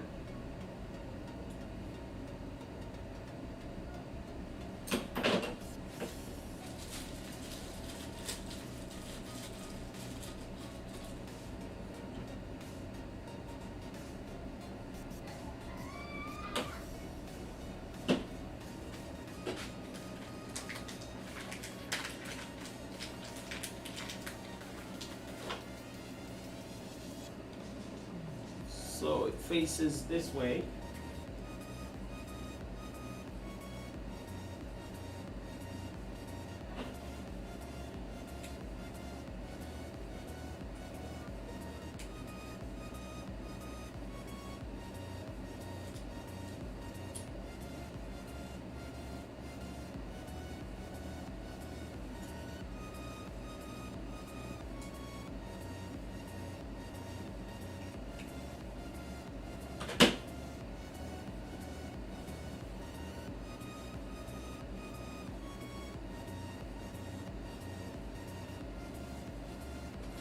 Yeah, I'm gonna end up just needing to purchase some. I just purchased some off Amazon, so those are gonna come in on Tuesday. So I'll just have a stream on Tuesday, so when those come in, we can just continue. But I don't know. I don't know why I thought it was these bearings, but that's fine. This is why I like Amazon for like stuff like this when it comes in really fast. I don't have to sit there and wait very long. So, okay, so you need double shims. Oh, okay, so you need... So, bearings, pulley, bearings again, pulley, shims. Okay, I see all this set up. Okay, so I can even do this anyways.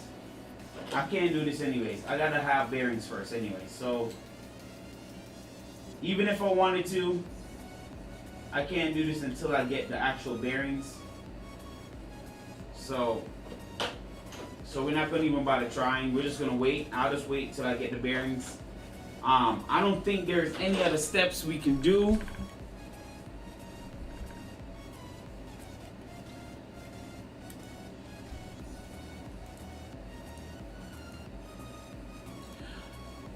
We can mount the panel.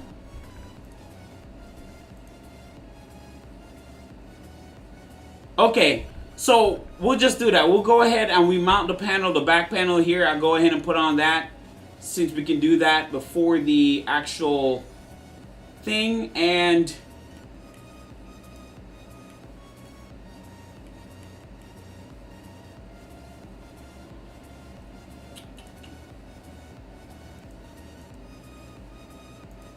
we can put on the idlers, these idlers here. We can do that. Hey Victor, you didn't miss much, man. You didn't miss much at all. So I'm gonna go ahead and get the idlers in. I'll put this aside, and then we'll have another stream on Tuesday, and hopefully I should have everything there then, so we can kind of get this button up. But I definitely missed that one. That's the only thing I didn't have. Is the 625 bearing. So we're gonna go ahead and kind of shift some of this stuff aside, and then just put the idlers in, and then just kind of call it a day. I really wanted to put this up because that was a plan to really put this thing up, but it's all right.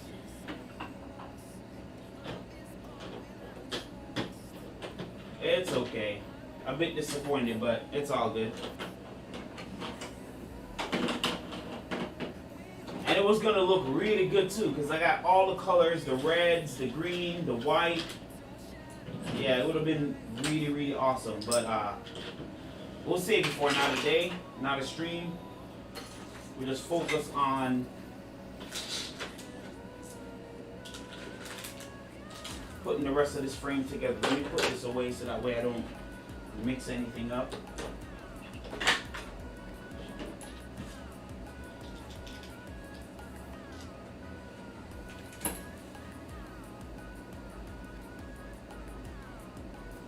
Alright, so I'm gonna do those angry things.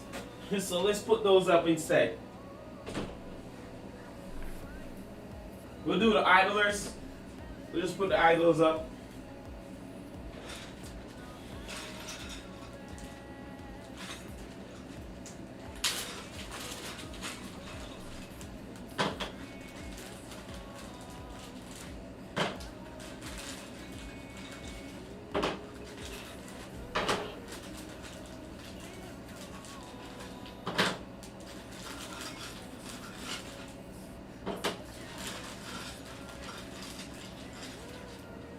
All right.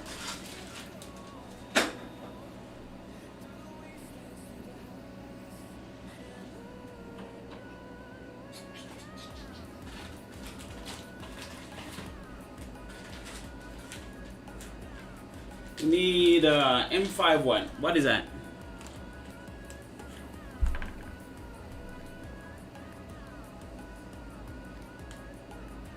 M530.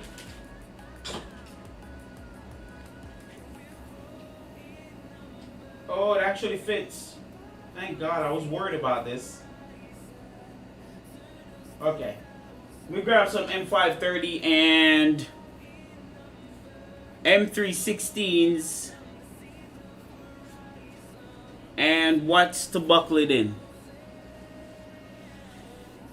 What is to anchor it in? Not an M530. So M530s and M316s is what I need to grab.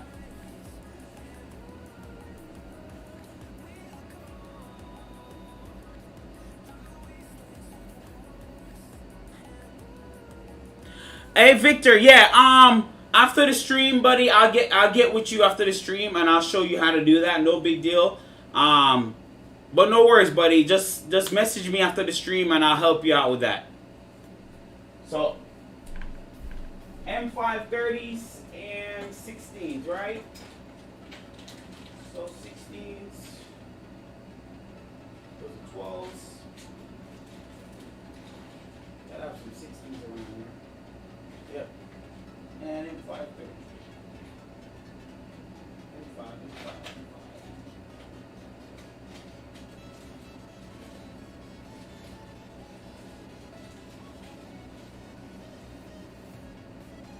M58s. I know I have some 530mm around here. A ton of M5s.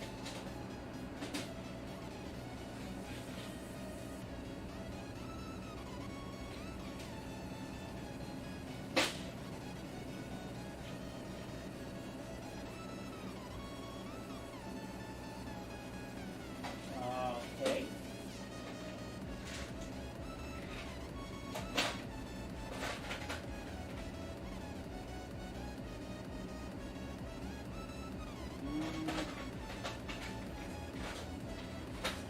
All the screw and I don't have 30mm M5s. No way. No way.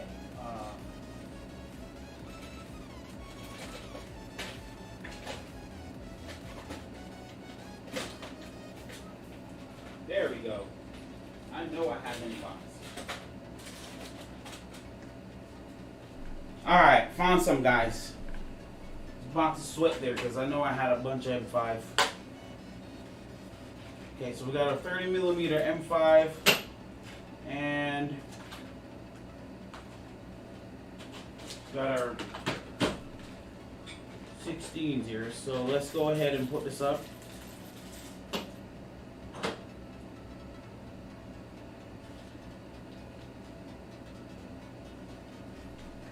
This is going to come in handy now because I'm not going to screw this in. I'm going to go ahead and just use my torque wrench here.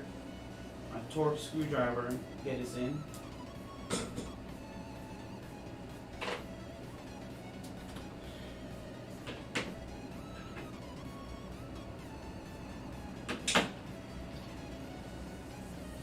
Yeah. Yeah, baby.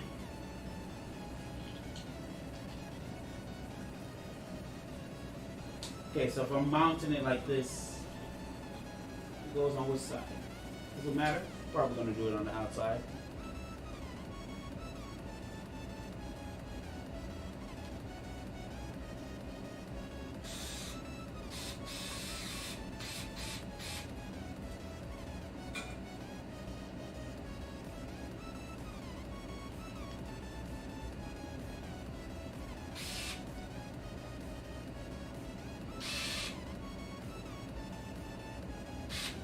Oh.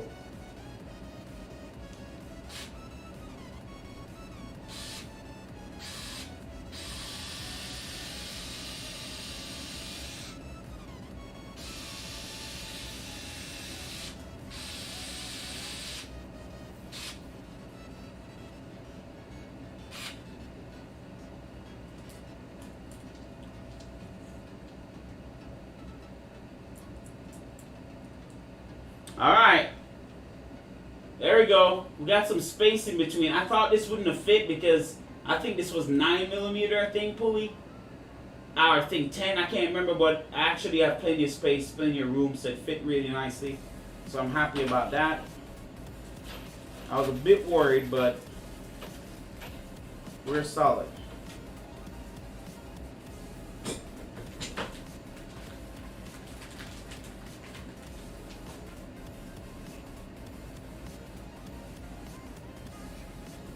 This is gonna sit. How does it sit? It's gonna sit facing in like so. At this point, I don't think it matters how you put it. Okay.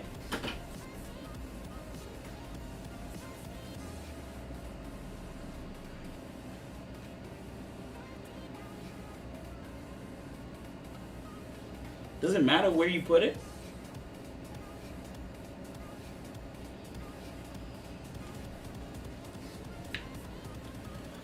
I'm good. I'm good, Victor. I'm doing good, man. I'm just a bit disappointed because I really wanted to. I really wanted to do the Z mounts, but apparently I forgot my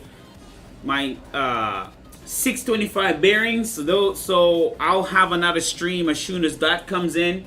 So there will be another stream on Tuesday, so you guys can watch out for that. I really wanted to put this up, but I'm gonna go ahead and put on the top pulleys, and then we're just gonna call it a day there. So, but we should make a lot more progress on Tuesday.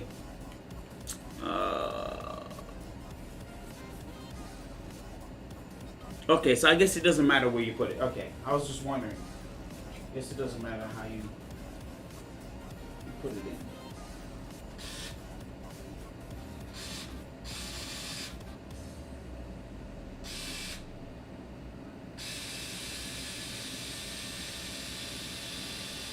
This is so nice.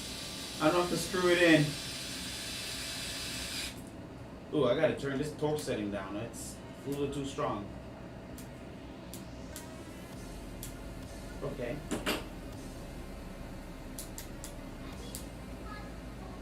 Yeah, let's keep it there. That's a little too strong. There we go. That's better.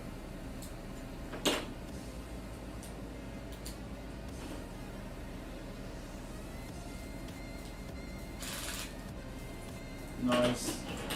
All right.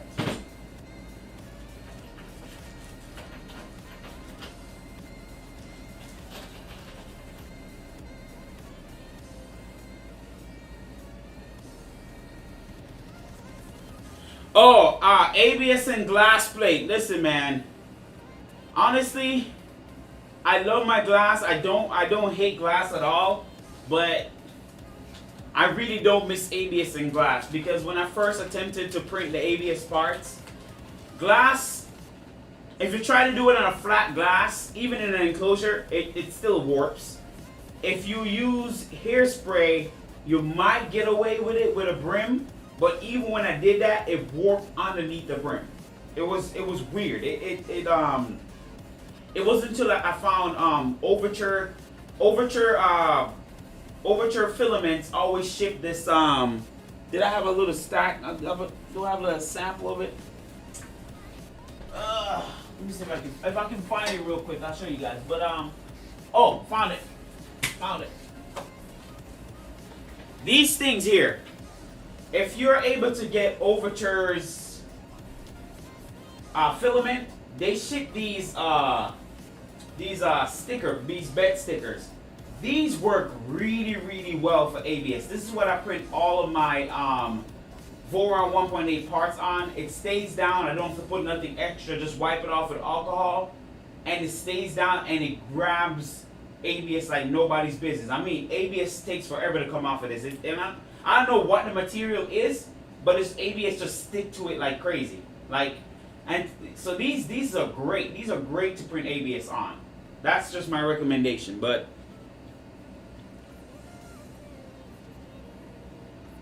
yeah, so it's, for me, ABS in glass, it's a hit or miss, you know.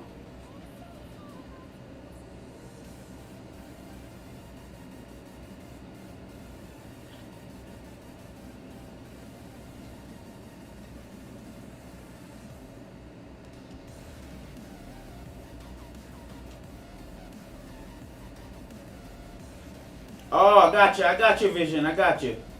Yeah, I mean, if you can grab some of that stuff, type of material, you'll be in good shape, you know. Oh, I love this. Oh my gosh. Yo, Conley, if you're still here, buddy, thank you for the recommendation. Cause look at this. This is satisfying, man. And look at this. And then it torques down. Oh, I love it. I love it. I love it. Thank you guys for telling me to buy this thing. It's awesome. I mean, it's overly big, but it's a lot of torque, and you know, it folds too. Look at this. It folds. Like, I like that. You know, I can use it as like that way, and then yeah, this is nice. I like it.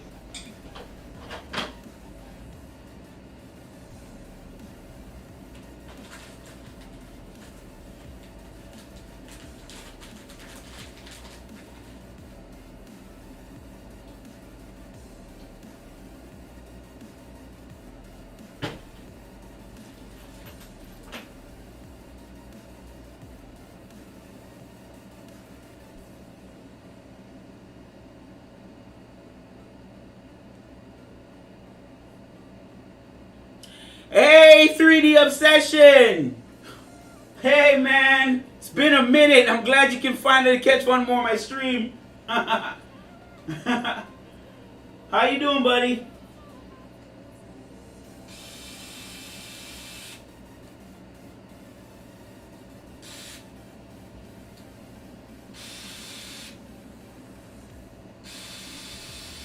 Oh my God, I love this, man. Look at that.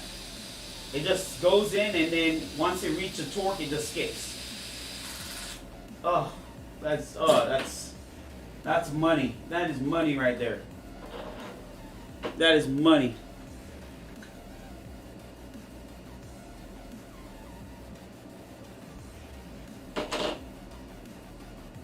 Okay, so how's this gonna go? So we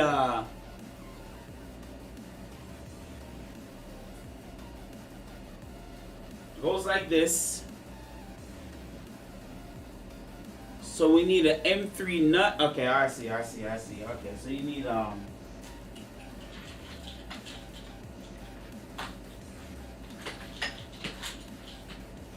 put the nut here in the top. Then you take this.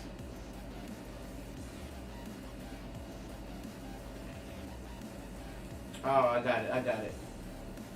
That's a weird design. I thought you adjust it. Oh, so this is not even adjustable. I thought you'd be able to adjust. Okay, so you can't tension it from here. This is just to hold it in place. Okay, I just thought. I don't know what I thought.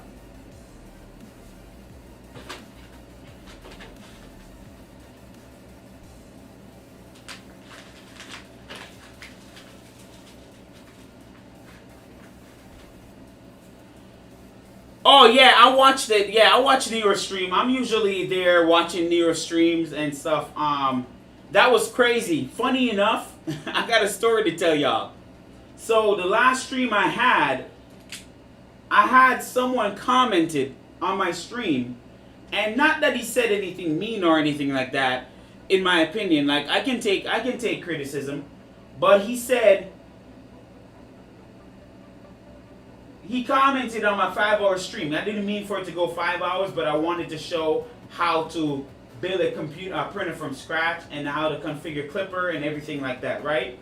And So the stream went over 5 hours, and he was like, "Hey, I appreciate you guys doing the community. I appreciate you doing the community a favor. What you did is awesome. However, I'm too wordy. Basically, say I'm talk too much, and I should keep my stream down to 2 hours, and I should prepare." And I'm like, well, the point of a stream is not necessarily to do any of that. The point of a stream is to show exactly what you're doing. Who says you got to prepare for a stream? Yeah, preparing makes things a little easier, but for me, a stream is, if I'm making a mistake or something, I want you guys to be able to see that. I want you guys to see how I fix it live on stream. If you prepare, like, let's say if you prepare everything out, right, then it, to me, that don't look, it looks fake in a way. I'll let me explain myself. Like, genuineness is better than being fake, right? If I plan out, let's say I plan everything out and everything went perfect. If I never made the mistake, then, and y'all made the mistake, then y'all probably don't know how to fix it, right? So I like to do streams like this where it's more organic. If I make a mistake, y'all see it real time. I fix it real time, and then y'all can say, "Oh wow, okay, that's how you fix it." Versus if I'm planning out everything prior to the stream, it just feels a little scripted, right? So streams should be organic. You should never be so scripted that you forget about being human. So again, his points make some sense, but I don't know. To me, I like an organic stream. It should be organic. Let it flow. Whatever happens, happen. It shouldn't have to be so scripted that you feel like it's a robotic thing. You know what I'm saying? Like it's weird. But anyways, he said I'm wordy, and the reason why he's saying that because I explain myself. I don't like to just tell people things and be vague. I like to go in details about what I'm saying. So if I'm telling you something, I want to give it a background, a foreground, everything. So it might be a little wordy, but at least you understand where I'm coming from versus just being vague about what I'm saying and then you're lacking some information. It's weird. So to each your own. I mean, he doesn't have to watch my stream. You know, I'm not asking him to watch it, but it's weird that he, you know, that was something he said. But so I'm glad Nero, to get to the point, I'm glad Nero did that 10-hour stream because that basically shot down what he said. He said, keep my stream under 2 hours, and Nero did a whole 10-hour stream. So it's like right back to him, you know, like fly right back into his face. Like streams shouldn't have to be limited to any amount of time. If you feel the need to do a long stream and you know it's for your audience, you know who's going to be watching, it doesn't matter. It doesn't matter what you think, you know what I'm saying? But, you know, streams should be organic. You should have a vibe to it, you know? So it's weird for him to say something like that. It's kind of very strange, but, you know, people are people.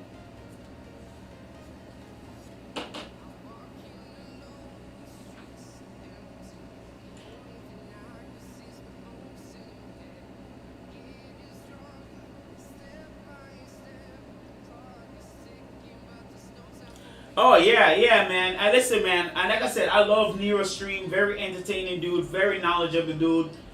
He's the one that really inspired me to do my own stream. But I mean, I've been doing YouTubing for a long time. If you go back into my channel, I've been doing it for a very long time. Not on 3D printers, but I've been building computers and doing little weird things for a very long time. So I'm not new to YouTube. I just didn't take it seriously until I found 3D printers and I really love it and wanted to give my perspective on it, right? But I love Nero's stream, man. The dude is entertaining, very knowledgeable, very chill dude, very nice stream to be in, you know. But yeah, streams shouldn't have a limit, man. You just do what you got to do and then call it a day, you know.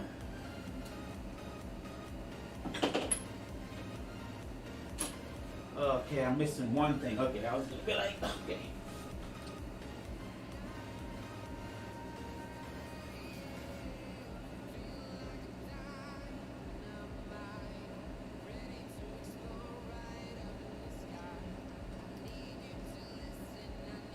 Okay. Be careful, buddy. Take your time and drive.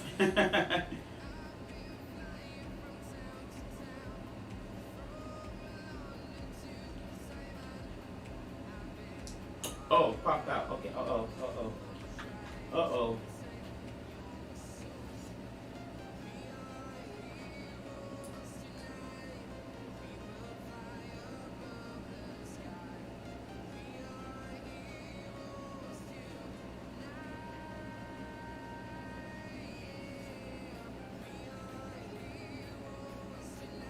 Okay, first one down, guys. There we go. I'm not sure if you can see that eyebrow, but it should be angry, but you know, but the first one's down. Looking good.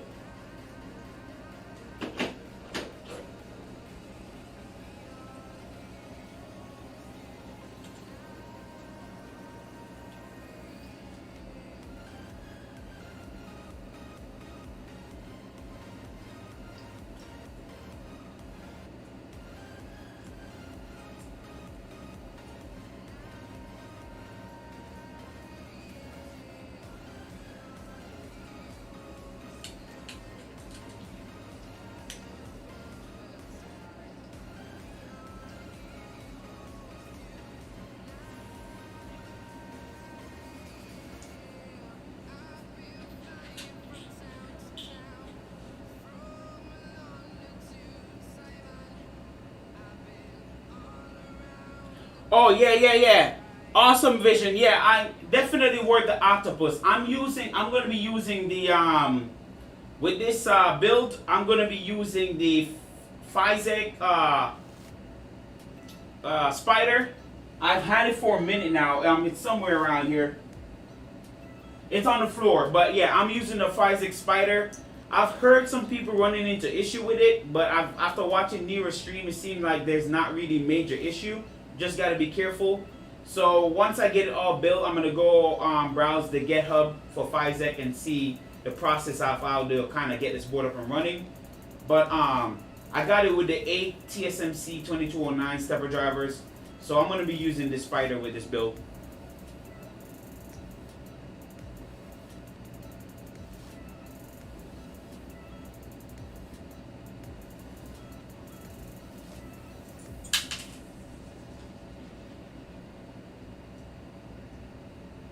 This M3 nut is giving me a bit of a problem going in there. Come on, behave yourself.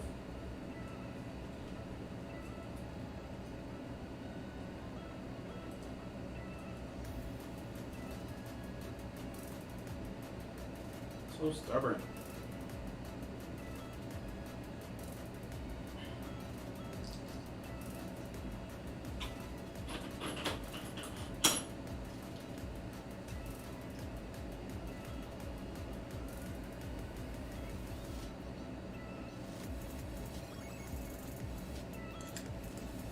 Oh, you're gonna build a legacy, Victor. Hey, the legacy is an easy build. It's definitely hard. As you can see, it took me like maybe what 5 or 6 streams to build it. The legacy is a good option. However, just you're gonna need a few parts to get it going. But the legacy is a pretty decent machine. You might wanna. I wouldn't recommend direct drive. I would stay with the Bowden setup, especially with our if you're doing it for the X5SA. Go with the Bowden setup and print out the M4 extruder. That's the best route to go. To show you, I actually printed a mask for a friend. This came off the legacy. It's not bad at all.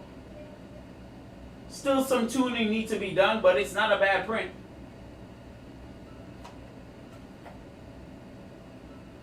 Not a bad print at all. So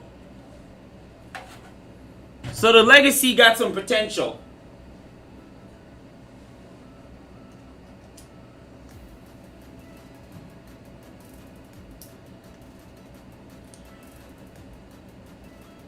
Hey all, alright, so my wife is in the channel, guys. Go ahead and say hi to her.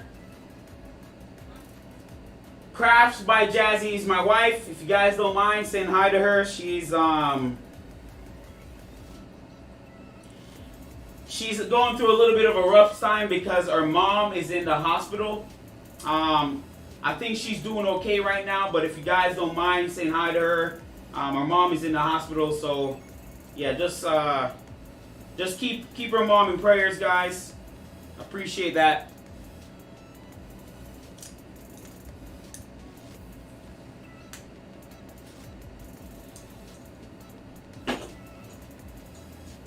Alright, got the second one down here.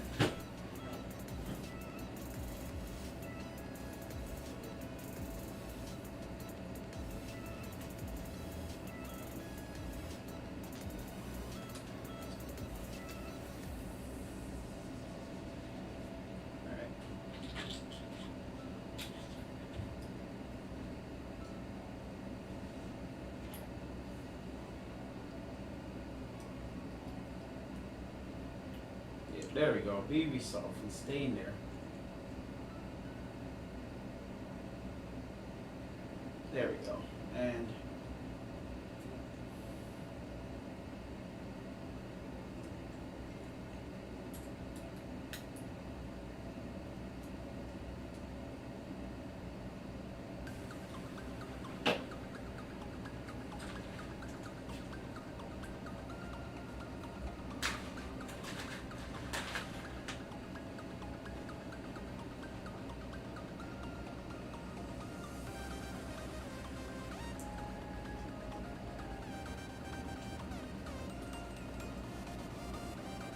no.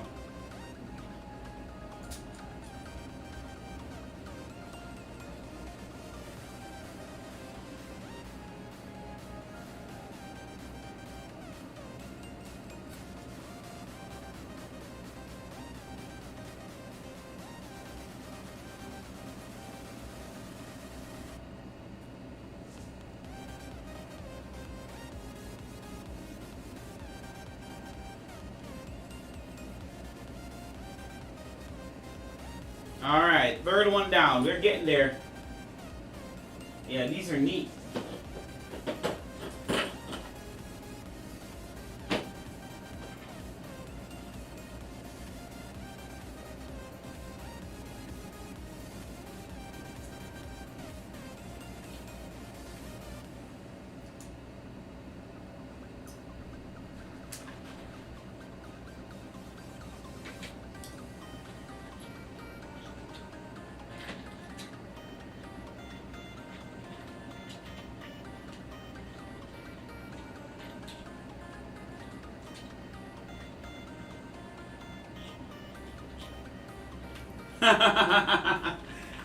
Hey, that tends to happen, especially when you're using vision, when you're using a probe, inductive probe.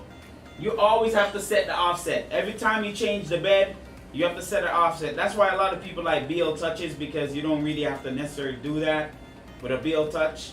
But when it comes to probes, yeah, you're gonna have to adjust your Z offset. Now the way the V 1.8 and 2.4 works, you don't necessarily have to do that because you have the Z end stop switch to do the final offset for you, which is kind of nice. But yeah, when it comes to probes, man, yeah, probes you have to always adjust your offsets.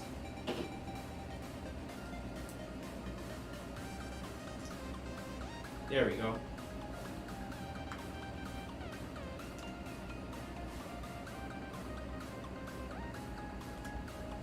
Alright, cool. And nuts here.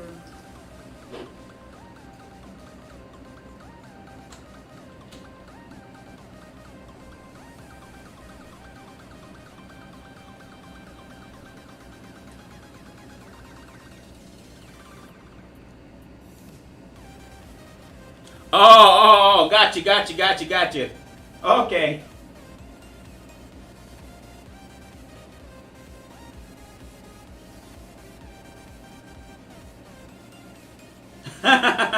Yeah, that happens. That happens from time to time. No matter how much we do 3D printing, from time to time, you can always make a new mistake, you know? Always happens. Alright, so we got all 4 of them installed. Let you guys see them. So they're all set up with an angry face. So I'm going to go ahead and mount them now in the corners. And yeah.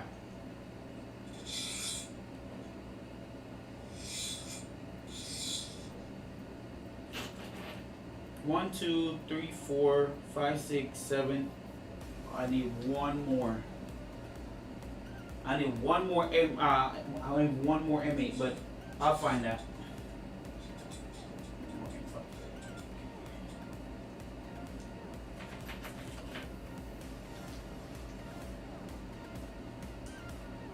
Alright, this is where this comes in.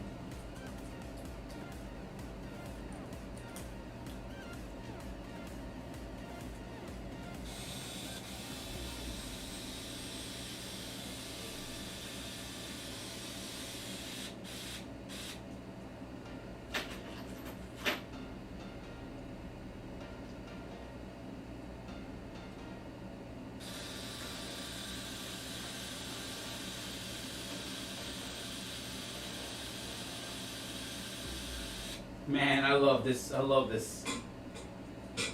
Yeah, I'm going to be using this a lot.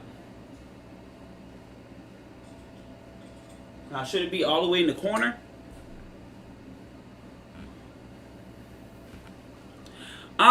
You'll figure it out, Vision. ABS, honestly, once you start printing ABS, it becomes really easy to print after a while. Honestly, if you look back through my channel, I've never been a proponent for ABS initially. As usual, we always kind of get skeptical with certain things when we're trying something new for the first time. Because I built my first switch wire and my first legacy out of PTG. And I was happy with it. It was okay. But honestly, once I started listening to everybody and went ahead and print ABS, honestly, I like ABS. I really like ABS, like to the point now that I'm like ABS, because now I see exactly what they're saying. I would say this: it's not as rigid as PLA, and it's not as forgiving as PTG, because it cracks right away. Like if it's gonna break, it breaks. It doesn't like stretch. It just breaks, right? It doesn't really. But it has some rigidity to it. It definitely is rigid. But like I said, it's not as rigid as PLA. PLA is really rigid. But it has like really good properties when you look at it. Like in terms of, like my enclosure gets hot. Like a V1.8 put off some heat in here. I walk out of here, let the door close, and by the time I walk back in, this room is like really warm. So, but the fact that it can withstand that much heat, I'm impressed. Honestly, I'm impressed. I'm definitely impressed with ABS. So for me, once you learn how to print ABS, it's the only thing you want to print. Now, in terms of like my collection, like my figurines, I'll stick to PTG and PLA for that. They're much nicer in terms of just when it comes to printing those type of items. But ABS for me will be just for printers and parts and stuff like that. You know, I won't use that for like figurines and anything like that. You know. But yeah, ABS is, once you figure it out, man, it's nice to print.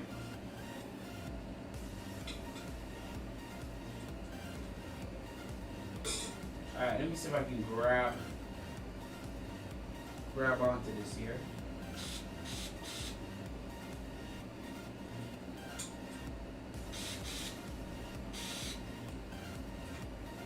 Alright, caught one.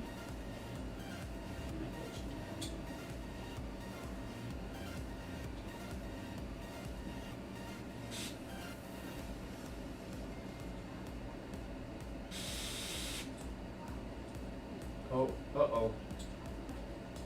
Didn't get it.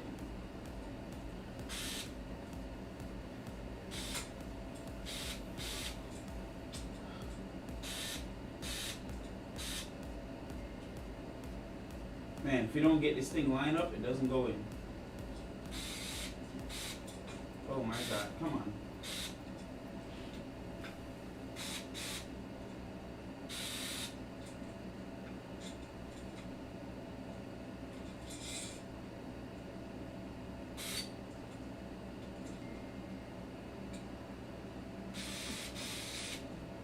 You got him? Yep, finally got it. Okay.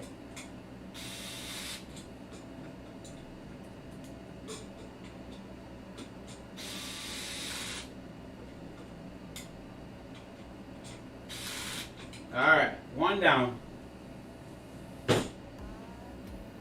looks good. Sweet. You know what? I did that one wrong. I just realized the notch is supposed to sit here. So, let me redo that one. That one actually goes over here. Yeah, the notch, you got to get the notch right. So, the notch is supposed to sit within the... Let me take this off.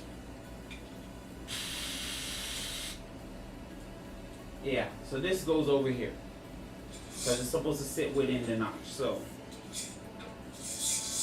good thing I pay attention. That's why I said like I like the stream, because you get to pay attention. You got to make sure the notch sits here. There we go. That's what it's supposed to be. That makes sense.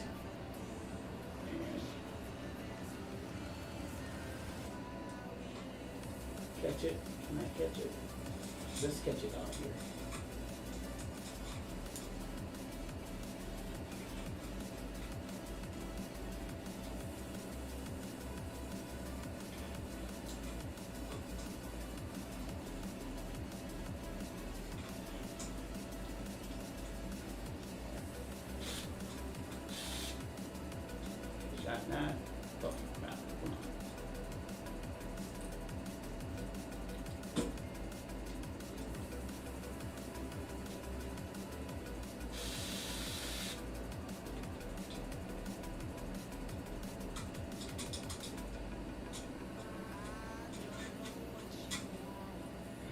There we go.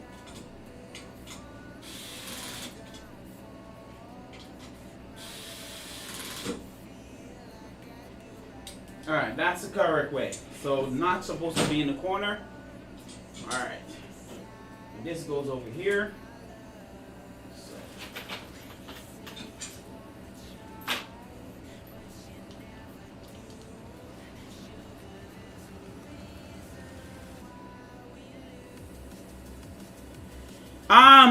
You know what? Yeah, that's fine, William. You can try Prusa. I haven't tried Prusa filament yet.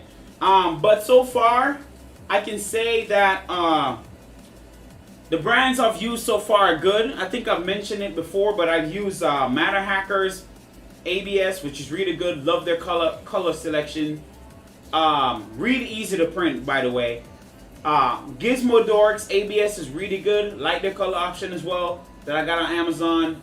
Haven't tried Overture ABS, but I'm assuming Overture make really good PTG. So I'm assuming the ABS is pretty good. What else I tried? I tried Jo. I think they're a branch off from Sunlu.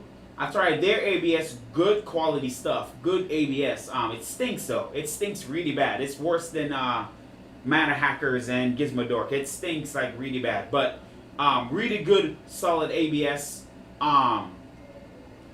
Did I try any other ABS? I think those out of those three, those are the only ones I've tried, and they turn out good. I know Prusa makes really good filaments. I would like to try their filaments. One of these days, I'd like to try out their filaments.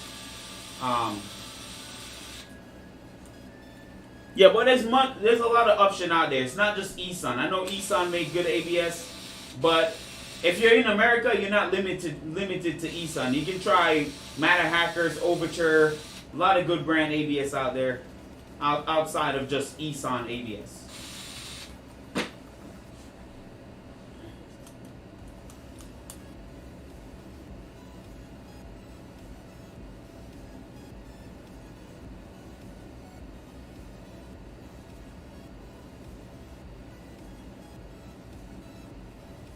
Yes, that's a good idea. Okay, Jo Sunlu's the same? Okay, yeah, I figured they're the same from what someone was telling me. They're the same. I like their stuff. Their filaments are good.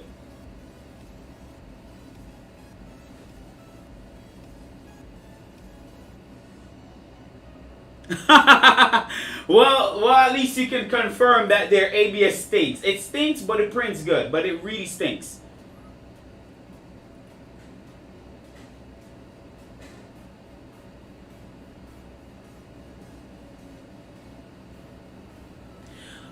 Victor, So, which Voron to build is, it really depends. The easiest Voron, personally, I know Nero has his choice in terms of the switch wire. Personally, the easiest Voron to build is the Legacy. The Legacy is less parts, very simple to build. Honestly, the easiest out of all of them. Like, after building all of them, it will be the Legacy, the first easiest to build, the switch wire next for me, the V1.8, and then this. This one is a little complex only because of the way everything runs on this one, the belts and everything. But the easiest Voron to build would be the Legacy. I mean, I know a lot of people don't like linear rod type style thing, but based on what I'm seeing, it prints just as well. It prints just as good. So, in my opinion, the Legacy is the easiest next to the switch wire. Switch wire is also pretty easy to build as well, too, you know.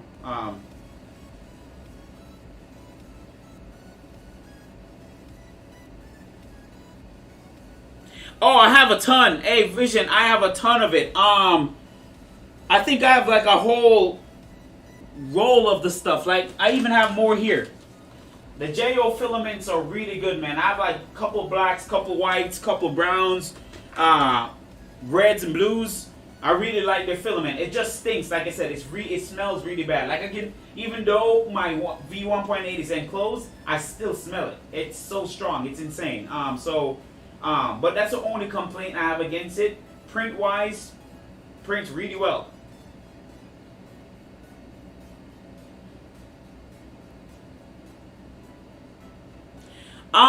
William, I heard about atomic filaments too. Someone suggested that when I was just getting into printing ABS. I can't remember who suggested it. That they make that ABS is really good, easy to print actually. One of these days I want to try it, just for the claim of it being easy to print. So I might grab some atomic filament at some point here and try it out. But yeah, I heard it's easy to print.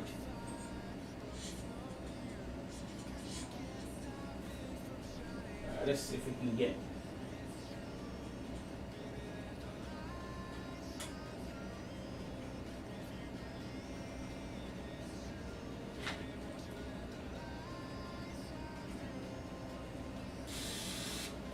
I got it? Yes, I did.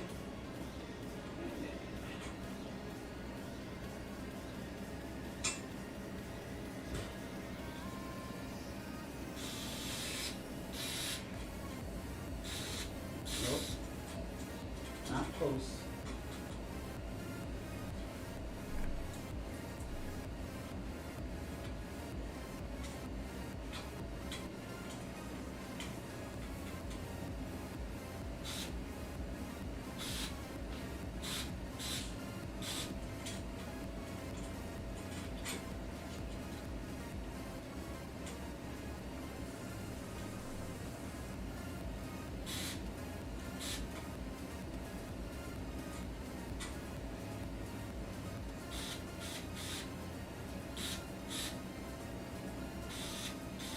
There we go.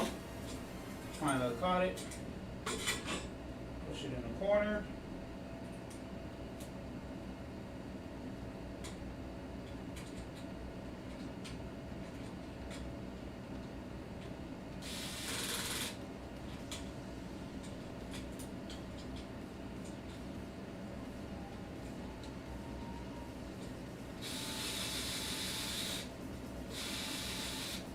Wait, why is it spinning?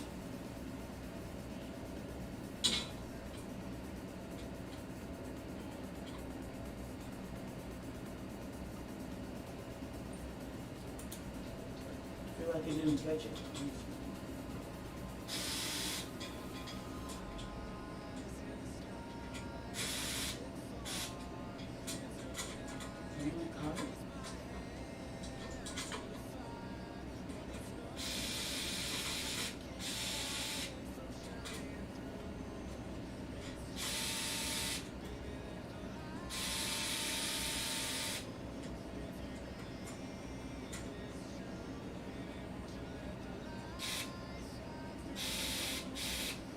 Yo, it's so difficult to catch that a little.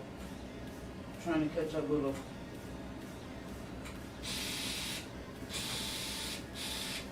There we go.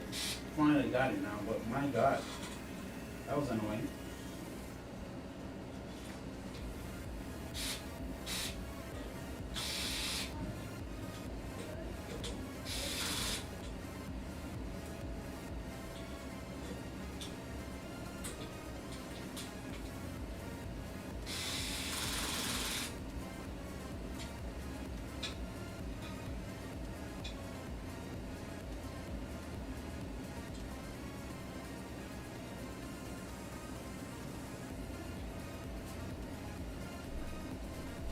All right.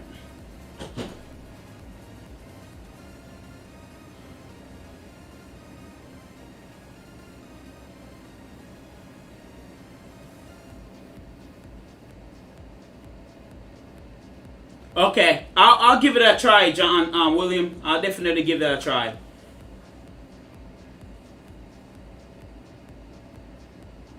You know, I've never tried Hotchbox filament. I've seen it a lot on Amazon.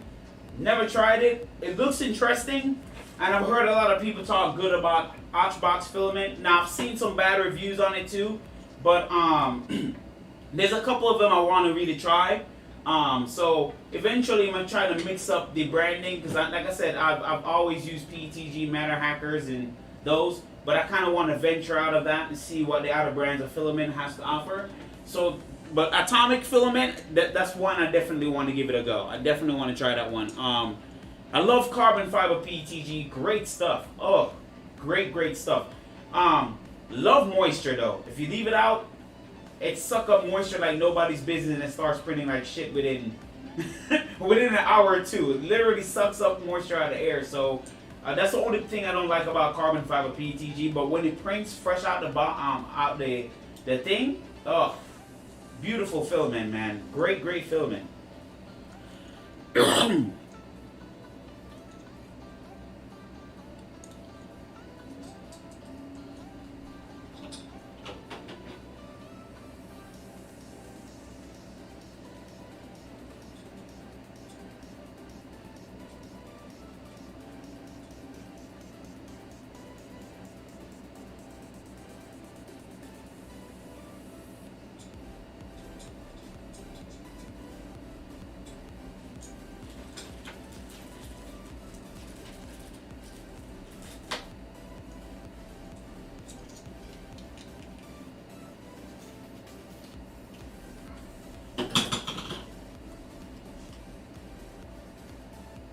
God, this is so convenient.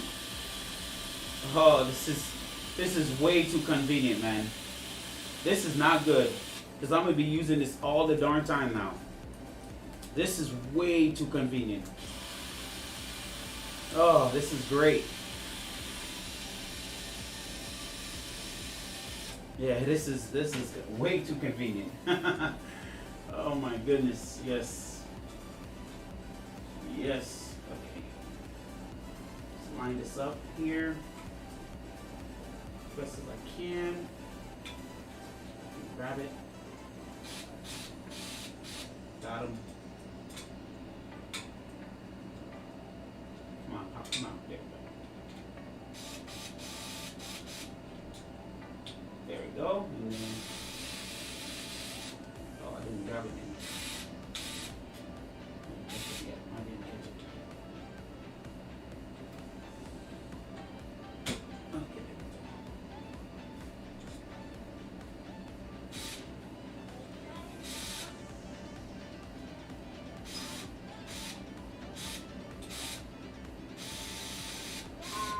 Got it that time.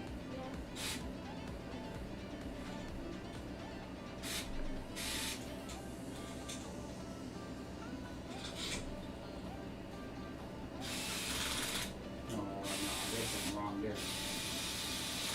There we go.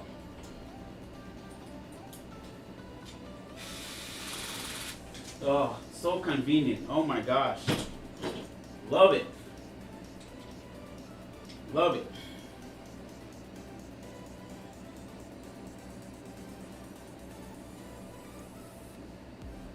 Yes, 3D Obsession. Yes, it has torque settings. So it's strong. It's like I can't remember what it said on Amazon, but it goes up to about 21, and it's the strongest setting, and it has some torque on it. It also shows you when it's fully charged. If the battery's running out, then the light comes on. Like a little red light will come on telling you that you need to charge it. But right now it's fully charged, and can't remember how much milliamp it had. I wasn't really paying attention, but I just knew it was a torquey screwdriver. It has a lot of torque on it. So right now I have it set at 1.5, and that's plenty enough to get through the plastic and torque it down. So that's to show you how strong it is. So I'm happy about this. Now, the smaller screwdriver will be nice, like the little small ones, you know, but honestly, I like this. It's comfy, and I can torque down anything I want. So this is very convenient.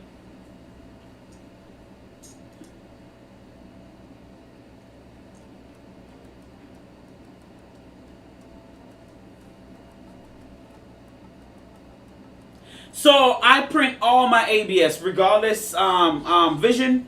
I print all my ABS regardless of what temp setting at 250 right out. So that's the JO ABS, that's the Matter Hacker, even though Matter Hacker is a little lower on temperature. I think Matter Hacker say 235 max. I still print it at 250. So I keep mine standard. And the reason for that is, the reason why I print at a standard 250 and 110 degrees on the bed is because it's to keep my bed trimming, my Z offset consistent.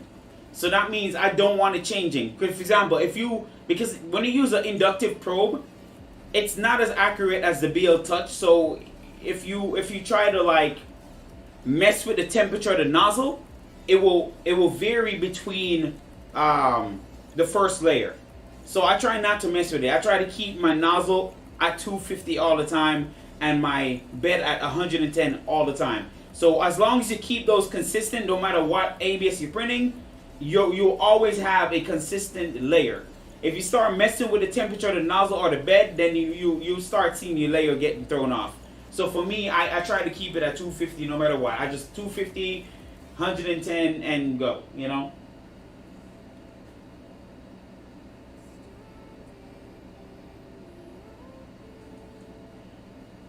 Alright, so one more. I'm missing a extra 30 millimeter, so I'm gonna have to go dig for one. Give me a second, guys. I'm gonna have to dig for an extra one here. Pretty sure I can find one, but I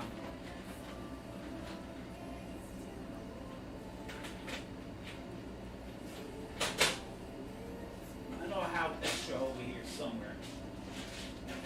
I have too much screws.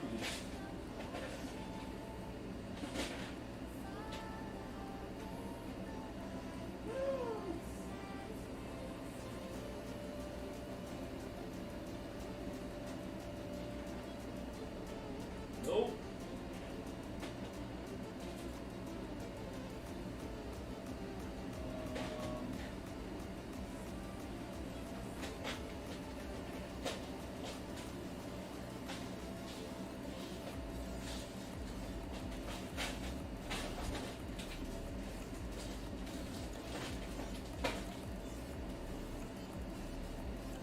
No.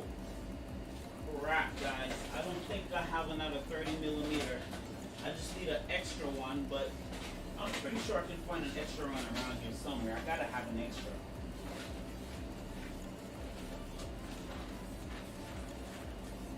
Come on, I must have an extra 30 millimeters. There's no way. Tell me about all the screws don't have an extra 30 millimeter. And 5?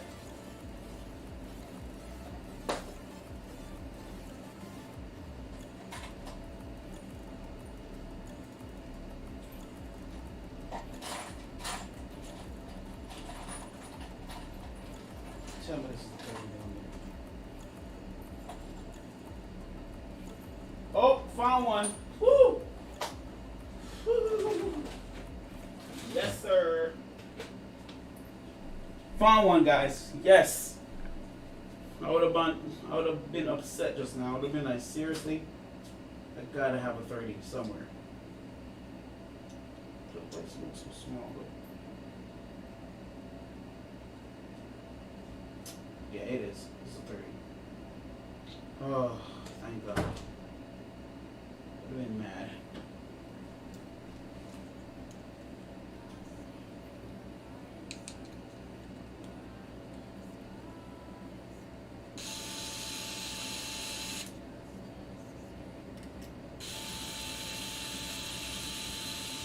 Alright, so remember guys, for those who are here, remember, we'll have a stream on Tuesday. So stay tuned for that. Of course, the stream is going to be a little later on because I work 10-hour shifts. What I might do, nah, I ain't taking off. Never mind. Bad idea. Get out of my head. Let me get that out of my head. I would literally take off to get it done, but nah, let me not get that out of my head. I'm gonna go to work. The stream will be, I get off 5:30, so I'm gonna try to pre-set up a bit. So we'll start this stream around 6:30 on Tuesday. So watch out for that. 6:30 on Tuesday is the next stream. Hopefully you guys can make it there. And then we'll figure out what the next stream from there is, depending on how you guys' work schedule is.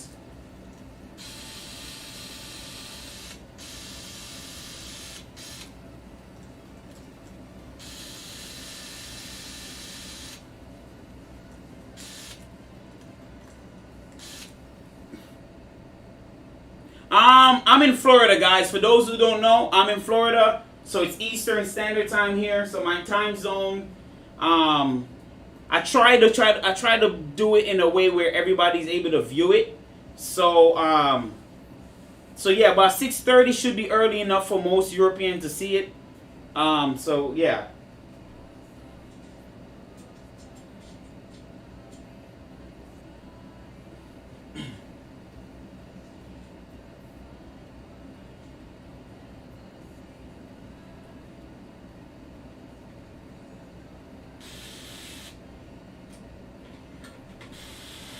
Nope.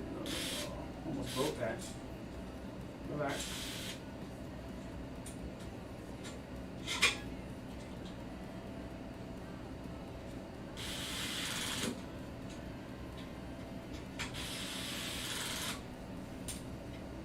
All right, all done, guys. Well, at least the first part. The next one we'll be putting up the Z motors. I'm gonna order a bunch of 625, but there you go. So you guys can see them all installed. So I wish we could have got the motors done, man. I'm a bit disappointed because that's the only thing I didn't grab. It's just, I don't understand how I didn't grab that. But most I was not paying attention and just thinking it was 608, but it's actually 625 bearings. So I'll grab a ton of those, and then once that comes in, we'll continue putting up the Z stuff. But yeah, but this is for today. I appreciate you guys watching. But yeah, well, this is the break. But before you go, I want to show you guys this again because I'm very proud of my Joker. For those who didn't see it, this is the Joker in the back panel. I think this is gonna be awesome, y'all. I think this is gonna be fun. Like, once it's all come together, yo, this is gonna be one of the nicest Joker theme. 2.4. Yeah, this is gonna set off the stage for a lot of people to try. But so, and the colors are all matching. So imagine having the purple, the white, the green, and the red. The red is more of a highlight, but all four colors to match the whole thing throughout the whole build. Oh, it's gonna be, yeah, I can't wait. Like, I'm visioning it and I'm like, yeah, this is gonna be fire right here. So I'm just waiting. So, but for now, this is as far as I can go till I get that apart. So yeah, man, so this is it, guys. So for those of you who haven't subscribed, please subscribe, please share. This is a very fun channel, different mindset. You know, I really appreciate you guys watching. I didn't think I would have this big of an audience. This is the biggest I've seen, 15, 16 of y'all guys.